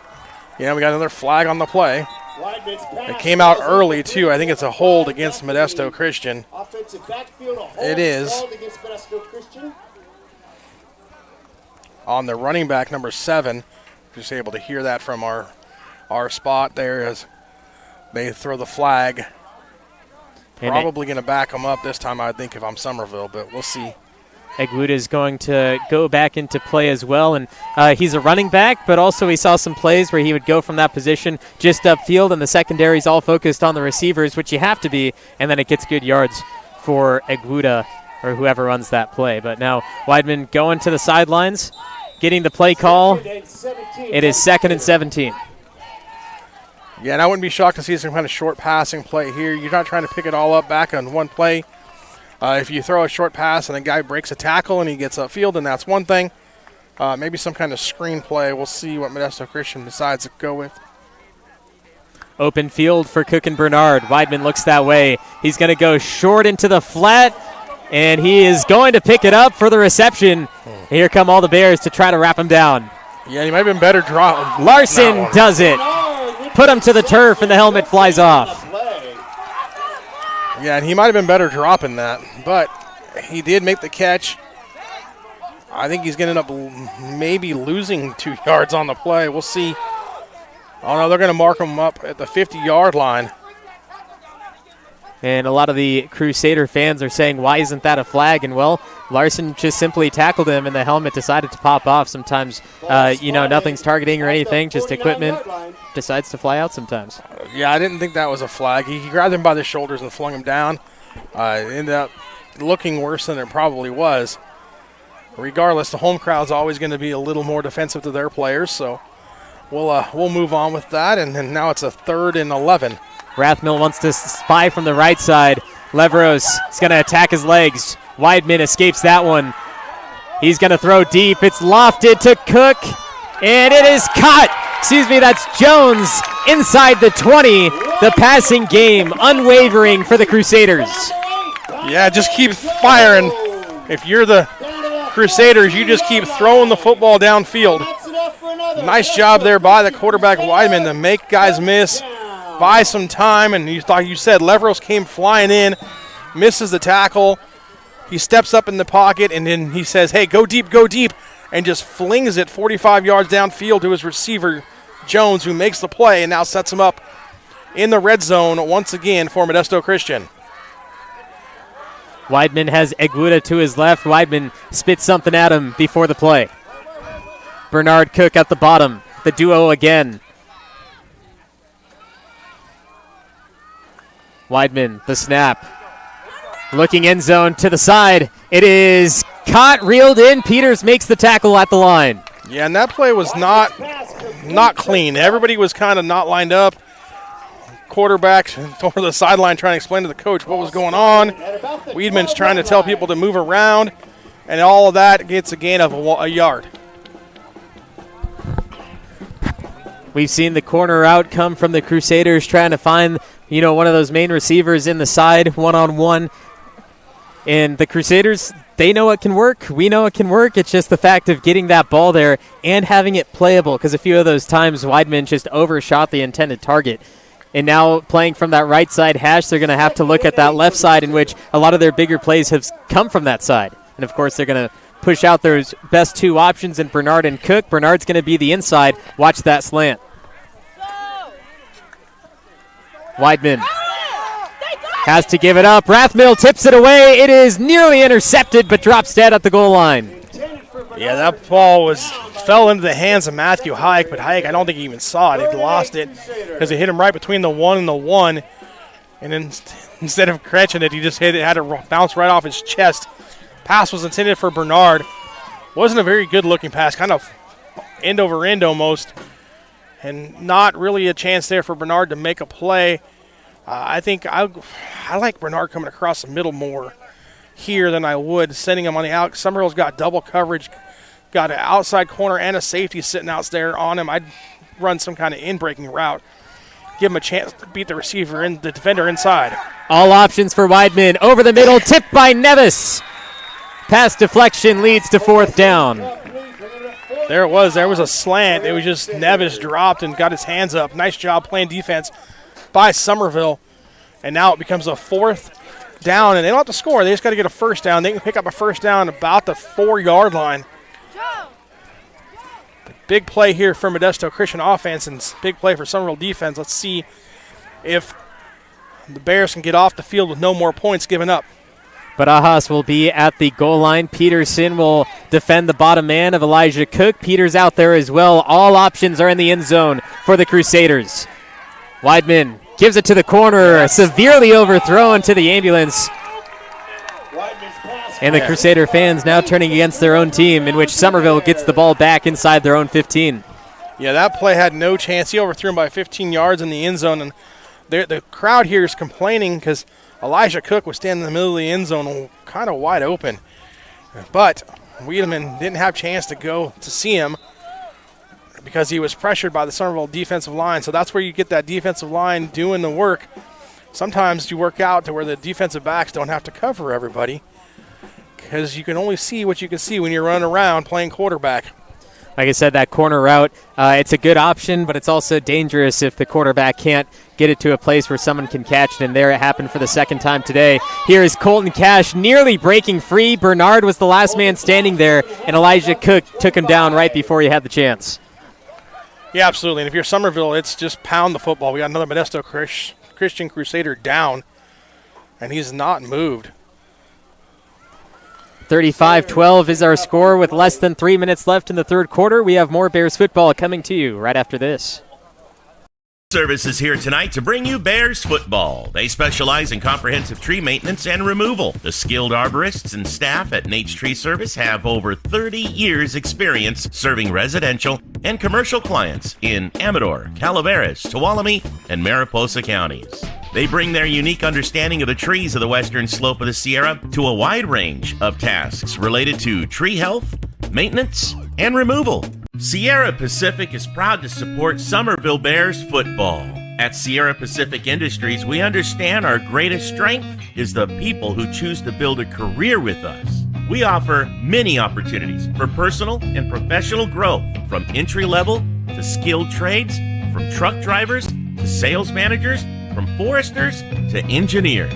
Become one of our valued team members as part of a growing third-generation family-owned forest products company.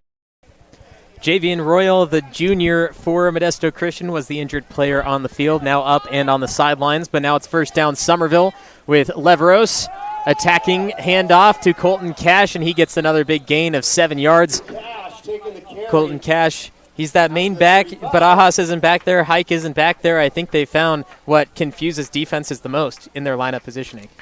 Yeah, I like having all three of them on the field at one time. You get different looks. You get different options. It also makes a defensive respect everybody out there on the field, so it causes some issues. As a defense coordinator, you can't keep one guy when you got three guys out there that can take it to the house any time. Second and short, Leveros with the back to his left side. Hike again. Gets a block. Gets the side. Does he have the speed? Getting past Cook. Dragged down by the horse collar. No yellow flies out on the horse collar tackle.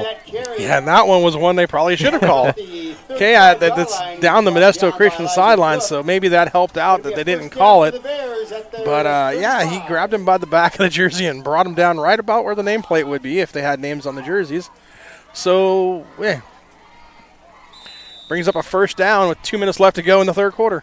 Once again, we'd like your help to name our Black Oak Casino Resort player of the game. You have to be subscribed for at least 20 minutes before you can comment. So subscribe right now. Maybe you'll be able to get in time and vote for our player of the game. Still not yet decided.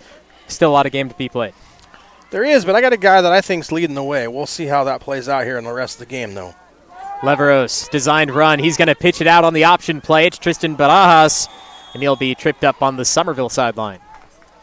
Yeah, Barajas still able to pick up about 7, though, so Somerville doing exactly what they want, moving the football, running the clock. No reason to put it up for grabs and throw the football at this point. Just keep running the ball, run the clock down, and move into the fourth quarter and get home with a victory. Javian Royal, who was injured a few plays ago for Modesto Christian, on the sideline, getting some little physical therapy help from the MC staff. Meanwhile, we have another yellow flag on the field. Yeah, this one's offsides against Modesto Christian. We talked about that earlier. Somerville likes to run that motion. Hard count that time. Defensive lineman J.C. Ontiveros just jumps, gives Somerville a free first down.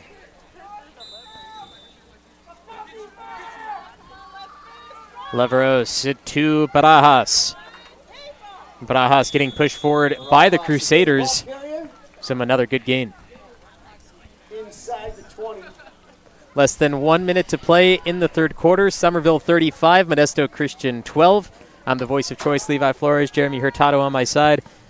And we have junior college football coming to NorCal Sports TV tomorrow. Right now also Campolindo playing on NorCal Sports TV.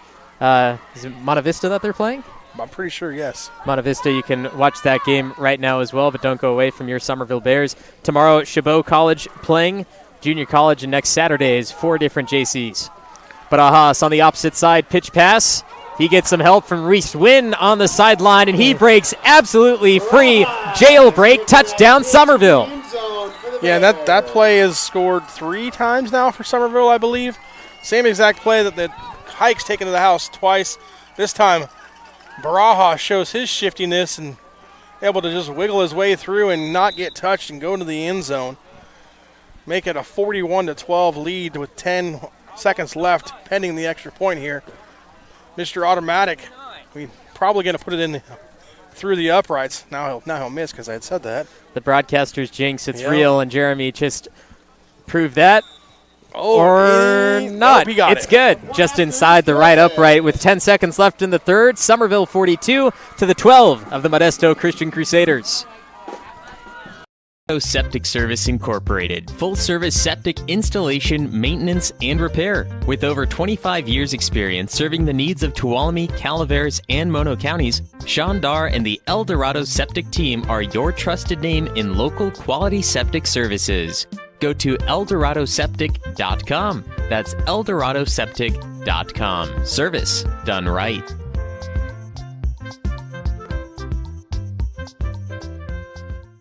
At Caldwell Insurance, our local team is dedicated to providing you with quality personal and commercial insurance programs. Whether it's for your home, autos, farm, or business, our professional team of agents can find the best protection at a competitive price. It's our family-owned and operated agency that will provide you and your loved ones protection under our roof. Give us a call at 209-532-5102 or visit our website at caldwell-insurance.com.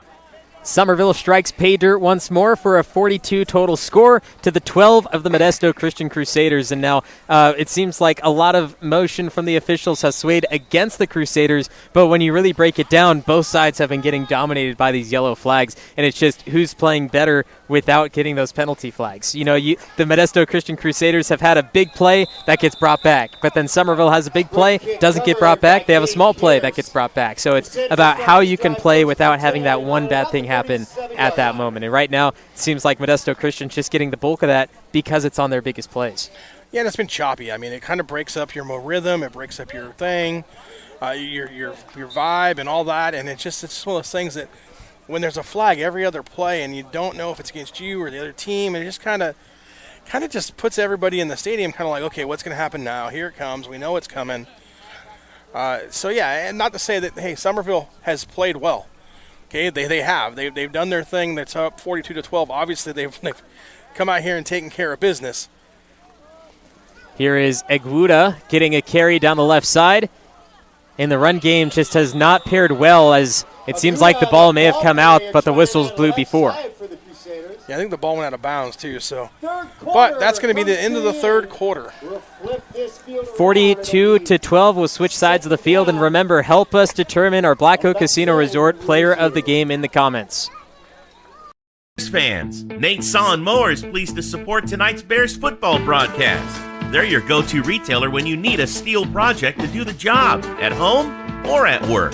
Visit their store, where friendly, knowledgeable staff will assist you in finding the right steel for the job, whether it's a chainsaw, blower, trimmer, pressure washer, or anything in between. Nate's Saw & More on Longeway Road in Sonora. Benton Roberson CPA's passion is helping people achieve business success and financial independence. While we certainly provide traditional accounting services such as tax preparation, payroll, and bookkeeping, we also offer a variety of advisory services to help with business planning, social security decisions, income and asset growth, tax efficiency, and much more. Benton Roberson CPAs is here to help our clients achieve their goals through a generational relationship and wealth building. We hope to see you soon. It's the final 12 minutes in Salida. Modesto Christian Crusaders down big, 42-12, and the Somerville Bears want to shut it out early. But the passing game of Modesto might draw this fourth quarter out a little bit longer. We'll see how their offense can run in this drive and see if they can push back into the game.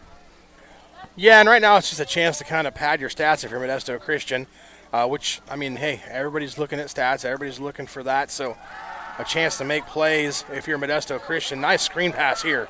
Up and down to Gabe Pyers just over the line, and that might be a fantastic start to this drive as long as they can keep it going. No flags. It's a clean 11 yards. Move those chains, and now you're in midfield. No, and it's a good play. You got Somerville defensive line that's coming, and then you just let them come, throw it right over the top of them.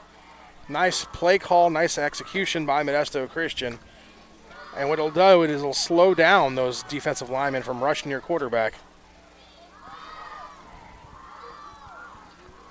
Weidman with 4 options, 2 top, 2 bottom.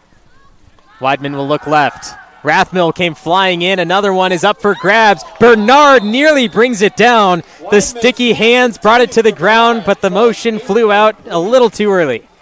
Yeah, and I think he jumped a little too early. If he hangs on another half a second before he jumps, I think he can go up and catch it while he's going up instead of coming down. Nevertheless, great effort by the receiver, Jeremiah Bernard, the senior for Modesto Christian, just unable to come down with it. And that was Matthew Hike, the corner, making sure that he didn't come down with it. And for a receiver like Bernard, what he's able to do from what we've seen today, what we've seen in the film, that possibly could have been caught 50% of the time. Yeah, absolutely. Like I said, I think he just mistimed his jump a little bit, and it got him out of rhythm. Weidman has some time, has to escape. Looking to throw still at the line of scrimmage, pushes past it, gets a 10-yard gain, and a collision between Bears on the side. Yeah, great job there by Weidman that time, getting out of the pocket, making the guy miss, and then getting up the sideline. Nobody there. Instead of trying to force something, just take off and run with it. Picks up the first down the sideline all the way to about the 40, it's about the 35-yard line, it looks like, for Modesto Christian, just outside it. But that's a big play for Weidman, and that's the development of a sophomore, junior quarterback there. Not forcing things, just go get what you can get out of bounds, don't take the hit.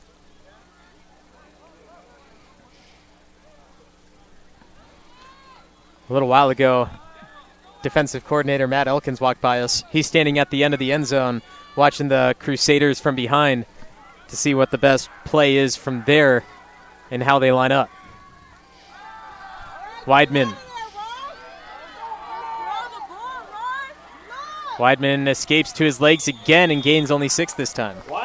Yeah, and that play started off with something that probably could have been a flag because there is no – once the defensive lineman moves in the neutral zone in high school, it's a flag there. You don't have to snap the ball. That happened. Somerville was able to get back. The officials didn't call the penalty, and instead, Weidman picks up 5 on the play.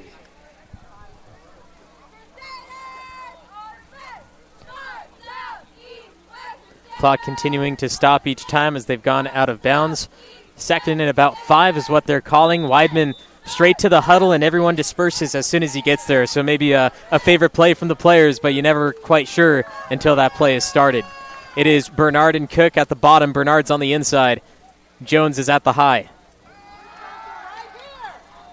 A dart nearly intercepted by Orlando Lopez, but Elijah Cook forced to play defensive back on the offensive side. No, you're absolutely right. That's a great call, Levi. Elijah Cook goes up and just knocked the ball down. He knew there was no chance he was going to be able to make the catch, but he wanted to make sure that the defensive back wasn't able to make a catch either. 3rd and 5 now, and a late substitution for Somerville. They bring in number 72, Randy Millis, in place of Isaiah Renteria.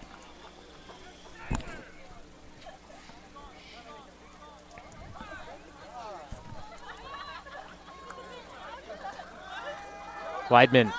Another one over the middle, just incomplete for Bernard. A rare miss as no one was around him. Yeah, that was a first down. Bernard was thinking about taking it to the house there. Instead, just drops it, tries to run before he catches it. And now it brings up a 4th and 5 for Modesto Christian. Obviously, they're going for it here. Good to see some white uniforms mixed in there for the Somerville Bears, too. Different guys getting some looks. Arian Schnabel out there playing defense. Haven't seen him a lot tonight. That's true, and he's been a guy that's also gotten some carries offensively, and he's usually one of those linebackers, but helping out in the corner situation. Here's Weidman. Huge hit by Colmenares, and a flag flies as he's hit. Yeah, and I think that's going to be a helmet-to-helmet contact against Somerville, which is unfortunate because Colmenares is just coming up and trying to make a play. Instead, I think they're going to call him for helmet-to-helmet contact, and it's going to be a first down for Modesto Christian. And based on the replay there, we saw Weidman kind of drop down. Oh, wow. They call 2 penalties. They call holding and a face mask, which offsets, and they're going to replay the down. Got a face mask against Somerville, a hold against Modesto Christian. So offsetting penalties, reset, 4th and 5, and now you can't give the ball to Somerville. That's what they're saying it is. A turnover as Somerville offense comes onto the field.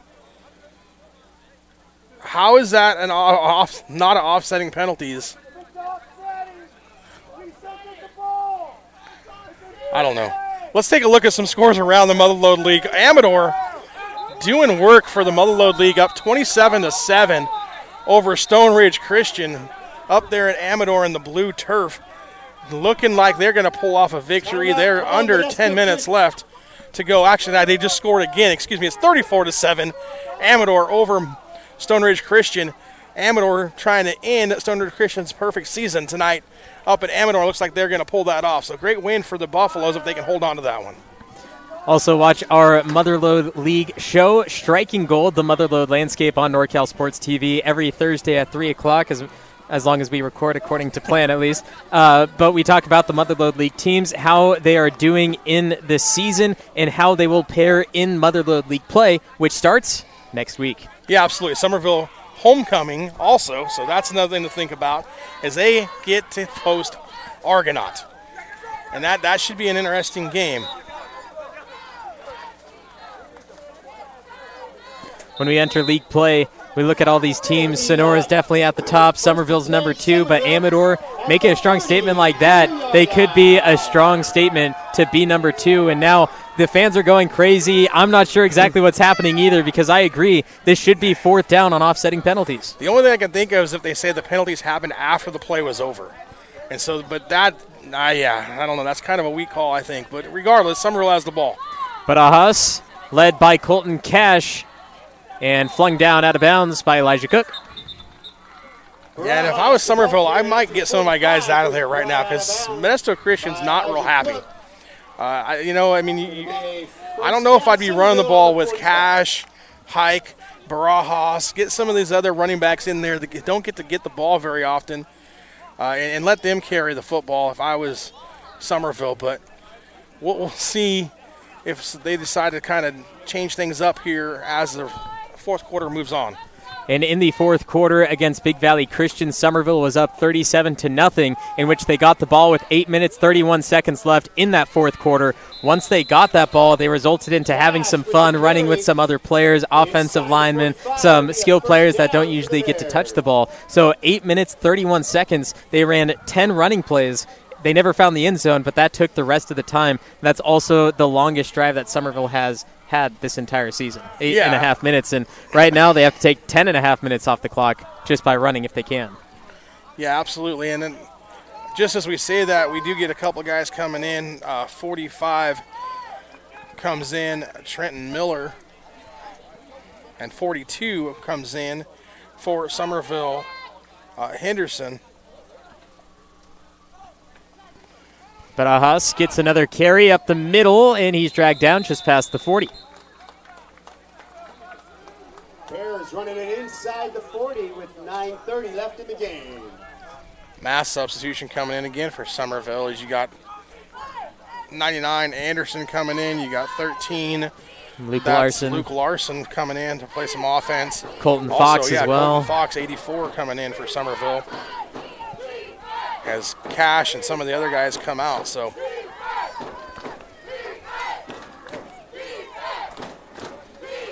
Nine minutes left. Somerville brings in those subs. Leveros will still be in charge. It's a handoff to Nicholas Rogers.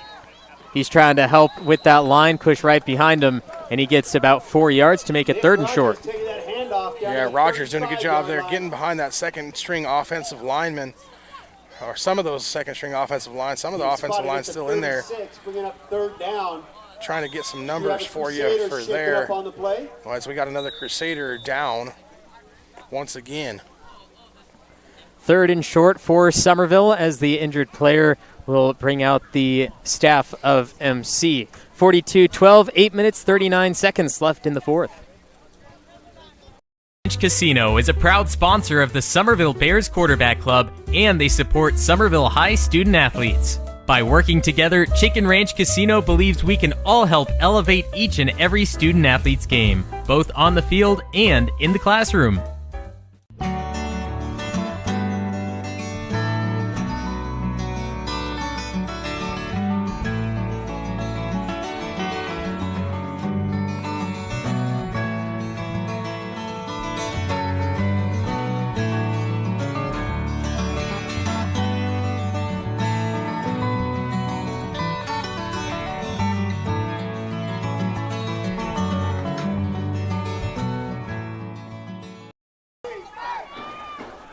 That was Isaac Pyers, the injured Crusader, on the field for MC.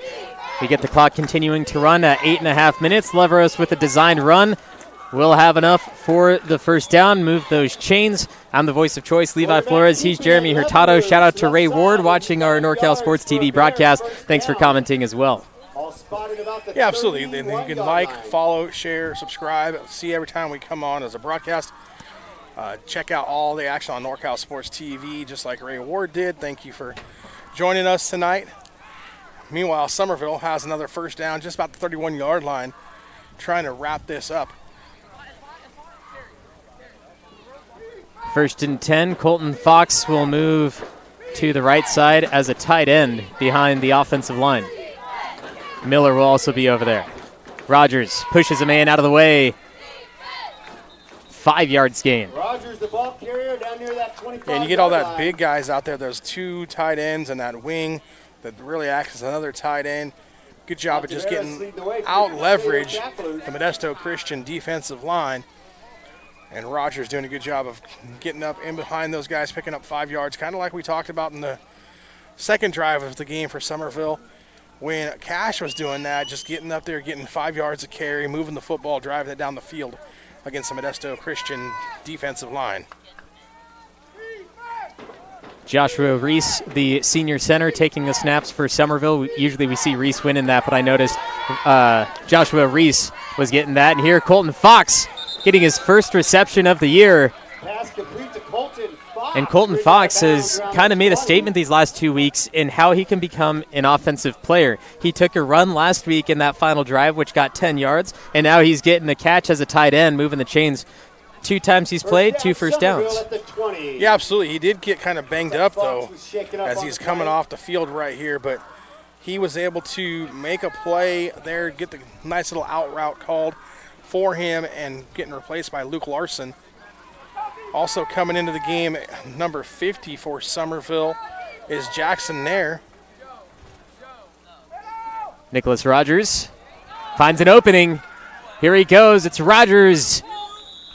Short of the goal line by about 7 yards. And Rogers runs right behind Jackson Nair at that left tackle position, picks up the first down inside the 10, where it's going to be 1st and goal for Somerville once again. Inside the 10, so it is going to be 1st and goal for the Bears. Somerville trying to hurry up their offense and just get into the end zone as fast as possible. Rogers up the middle, easy touchdown, Somerville. Into the end zone for Somerville. Yep, and that's going to start the running clock. You see here on the replay, good job of Rogers just finding his way, picking it through, being patient, and then getting into the end zone through the hole, making it a 48-12 lead. And now with 5 minutes, 45 seconds until the final buzzer, make sure you subscribe and help us in consideration of who our Black Oak Casino Resort player of the game is. Here's your last chance to let us know who you think it should be, as Bryson Benitez on his extra point will be perfect again. 49-12 is where we're at, and the Crusaders get the ball in just a moment. For Somerville.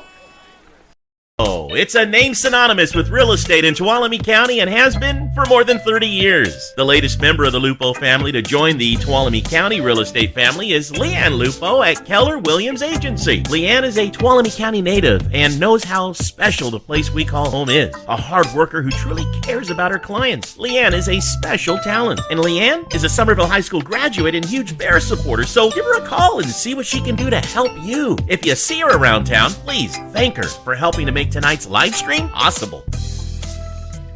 Hello, Bears fans. The Bears Quarterback Club is excited to help bring you Bears football live streamed into your home or your device. Enjoy all the Bears football action on this TV quality broadcast. This is our way of saying thank you to the Bears community for all the support through the years. On behalf of the Bears Quarterback Club, thank you for watching and supporting Bears football. Enjoy the game.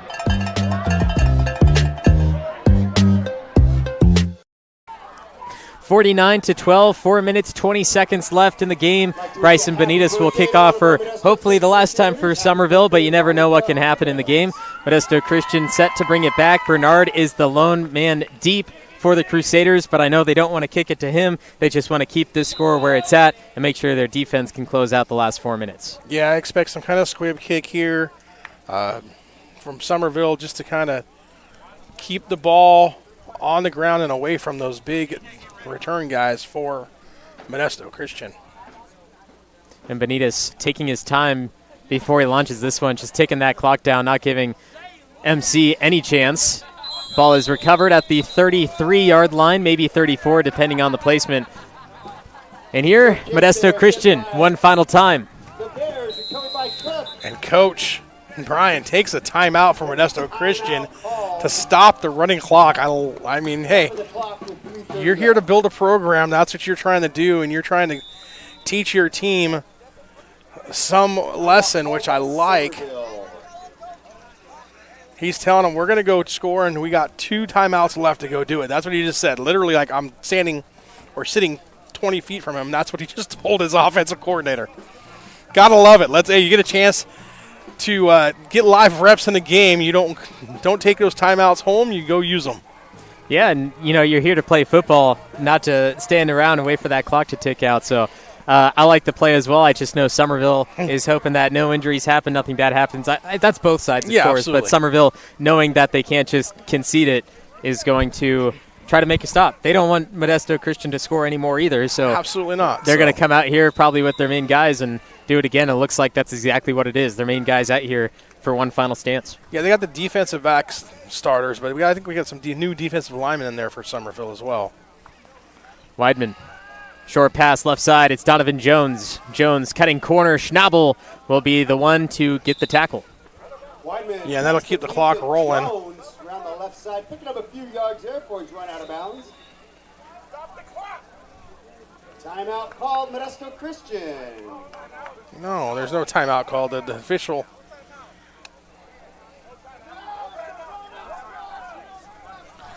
Oh, no, there's been a lot of confusion here. And now what is the official ruling here? It's supposed to be a running clock, and the one official saying stop the clock because they went out of bounds. Instead, it's a running clock because of the score, and the official, right. I think the official just went, oops, my bad, over to the Modesto Christian coach. So, second and 7. Up to the line, have to snap it fast, under 3 minutes now. Only a 3-yard gain on the last one. Weidman trying to change that. Flick up and down. It's Gabe Pyers. Pyers will be stopped by Schnabel near the first down marker. And here is the second time out of the half for Modesto Christian. Yes, and this time he does take the timeout to try and stop the clock. I think it's going to be 3rd and 1, though, actually. I don't know if he got the first down. I think he's a little short. Regardless, yeah, it's going to be 3rd and 1. Modesto Christian has 2:43 to try and put more points on the board as they try to build something for next week versus Ripon. Now I expect maybe a quick run play, quarterback sneak, just so that they can get this pass and then get some set of downs, right? I don't know. I think they're going to probably throw it deep, honestly. On 3rd and short. 3rd and 1, you can try and come back and get it again later. It's a perfect time to take a shot deep if you're Modesto Christian. We'll see by the alignment. It'll probably kind of tell us. We got number 1, Jeremiah Bernard, going up to the top of the screen in the slot. Aiden Velasquez on the left side inside. Weidman, quick pass. It is Bernard. He's tripped up. A stop by Colton Cash. Actually, I think that's number 8, Phoenix Barajas. It's Phoenix Barajas. Making the play. Nice job there by Barajas coming up from the DB position. Not an easy man to take down, but Barajas does it as a lone man. Weidman back to the pass on 1st and 10. Pump fakes. Does it over the middle. It is Velasquez who makes the catch. Cowley takes him down, and the offense will be back on the move as it reaches 2 minutes, 10 seconds. Yeah, plenty of time. Get set. Make sure everybody is ready to go. Velasquez sets on the left side. Bernard takes off down the right side of the field. Weidman rolling left, looking to throw. Weidman in trouble. He escapes one. He escapes a second. Caught from behind. And now it has to be moving again. But MC takes their 3rd and final time out of the half. Yeah, great job there by Weidman that time. Got out, made a guy miss, gets the first down, sets up Modesto Christian about the 31-yard line, 32-yard line. Brings up a 1st and 10, and you got 1:53. I kind of like the use of the timeouts there. The coach probably could have kept one, but you use it there. You can stop the clock. Actually, you can't stop the clock by throwing it out of bounds or incomplete. So that's the last time the clock's going to stop. Even if the incomplete is going to run with the running clock. So, might have got up there and ran a play there instead of wasting the timeout, but you also get a chance to get your quarterback a breath and make sure you get the play call that you want called here on 1st down. They'll start from the left hash. From this moment when the snap happens, 1 minute, 53 seconds will continue to tick and won't stop. Weidman to throw. Offensive line is holding strong. Weidman goes deep. 1 against 2. It is caught. No. Intercepted. Arian Schnabel ends the game inside the 10-yard line. Weidman gets picked off, and Arian Schnabel earns an interception for the Somerville defense. Yeah, and he threw that into triple coverage there. Didn't have to go there. Could have went to one of the outside receivers that had single coverage. Instead, tried to throw it up to his guy. Just couldn't get it, and then frustration on the side of Modesto Christian once again, as Somerville now should just come out and run the clock out and go back to Tuolumne with a 49-12 victory. And looking at that replay, I'm not exactly sure if it was an interception. He kind of landed on his stomach, which is a clear sign that ball had touched the ground before he had possession. But nonetheless, Somerville's going to get this ball. Schnabel will earn the interception, and the Bears will go back home, starting league play next Friday against Calaveras. Not Argonaut like we had assumed earlier, but it is homecoming. And so the Red Hawks will come to Tuolumne in hopes to take down Somerville in the first league matchup of the year. Yeah, and last score we got from Calaveras was that they were winning their homecoming game 13-7. Haven't got any updates on that in a little bit. And that'll probably be the last snap. And that is the final snap, and it does it for us in Salida. Modesto Christian goes down 49-12. We will have our post-game report and choose our Black Oak Casino Resort Player of the Game in just a moment. Don't go away. Best of luck. Bears fans, Black Oak Casino Resort is very proud to help bring you tonight's live streaming of the Somerville Bears football game. If you haven't been to Black Oak Casino Resort recently, now is the time to come by and check us out. Whether you enjoy the entertainment at Willow Creek Lounge, the 5-star RV park, the beautiful Black Oak Hotel and Conference Center, the bowling alley and family fun center, all the games our casino offers, or the fine dining at Seven Sisters Restaurant, it's all there waiting for you. Thank you for watching and supporting Bears football. Enjoy the game. Black Oak Casino Resort. I don't know why I keep doing that. Black Oak Casino Resort Player of the Game. Before we get here in just a moment, we want to talk about Modesto Christian. A strong showing in that first half. Second half dwindled down offensively. They're going to go on and play Ripon next week to start league here in Salida. So if you're a Modesto Christian fan, you can stick around next Friday night. We'll be here at home. And for Somerville, they're going to move on to Calaveras, first league game and homecoming. But for right now, I'm the voice of choice, Levi Flores. He's Jeremy Hurtado. And our Black Oak Casino Resort Player of the Game has come down to multiple options. We've heard you in the comments. Austin Hike, Tristan Barajas have had phenomenal games, but I want to throw another name in the mix, in which Colton Cash. Early in the season, he didn't do a lot. He definitely had carries. He had a lot of yards, but Barajas and Hike have been those two main ball carriers. Now today, they come out to Modesto Christian. Cash gets into the backfield and essentially never leaves. Rogers came in late in the second half, but that was kind of the secondary unit. And Colton Cash has been doing a lot of the grunt work in getting them down the field. Tristan and Austin have done a lot putting them in the end zone. But how do you weigh those options? Yeah, I mean, and that's a tough decision because, like you said, I think those three guys kind of deserve it. I think the offensive line deserves a shout-out as well because all of them don't get to run the football if the offensive line doesn't take care of their job and do their thing. At the end of the day, you know, Cash did do the work to kind of the grunt work, like you said, and he ran for about 5 yards a carry. Hike had the explosive plays, the 2 touchdown catches, and then Barajas had the touchdown catch as well. They've both had it before, and so it's kind of one of those things where you go back and forth. At the end of the day, I got to give it to the guy. I agree with you. I think Cash deserves it this week. Black Oak Casino. Gosh, I'm going to do that one more time. Black Oak Casino Resort Player of the Game. Yeah, my producer just slapped me upside the head. But Black Oak Casino Resort Player of the Game. Escape your everyday at Black Oak Casino Resort. Play, stay, and dine. And now open the Black Oak Lanes. Grand reopening. The mill is also open down there, the family fun floor. So go check out Black Oak Casino Resort on your days off if you get there in the afternoon. But our Black Oak Casino Resort Player of the Game, Jeremy? Colton Cash. Colton Cash, his first of the season. Hike and Barajas, once again, phenomenal players, did a lot for the team. But Colton Cash just taking that beating and getting them where they needed to be earned him today's Black Oak Casino Resort player of the game. And now, next week, Somerville at Calaveras, Modesto Christian back at home against Ripon. Jeremy, last thoughts for us? I think this kind of played out the way we thought. Somerville has a lot of weapons, obviously, and then they came out and used them. Modesto Christian had some dudes, okay?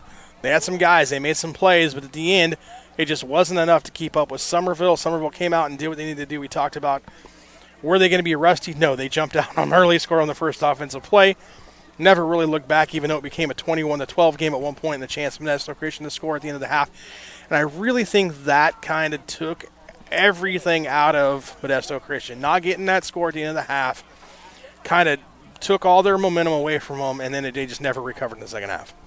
Tomorrow on NorCal Sports TV, Modesto plays against Butte, and Santa Rosa will be in Chabot. Join us for some junior college football tomorrow at 1 o'clock. But next week, Friday Night Lights, back on the field. Mother Lode League play starts Friday. Don't miss out. It's the final time that these 5 teams will play against each other and fight for the Mother Lode League title, and it's Somerville, Calaveras, Friday night in Tuolumne. For my producer, Joseph Yanez, Avery Taylor, Jeremy Hurtado, I'm the voice of choice. See you next week.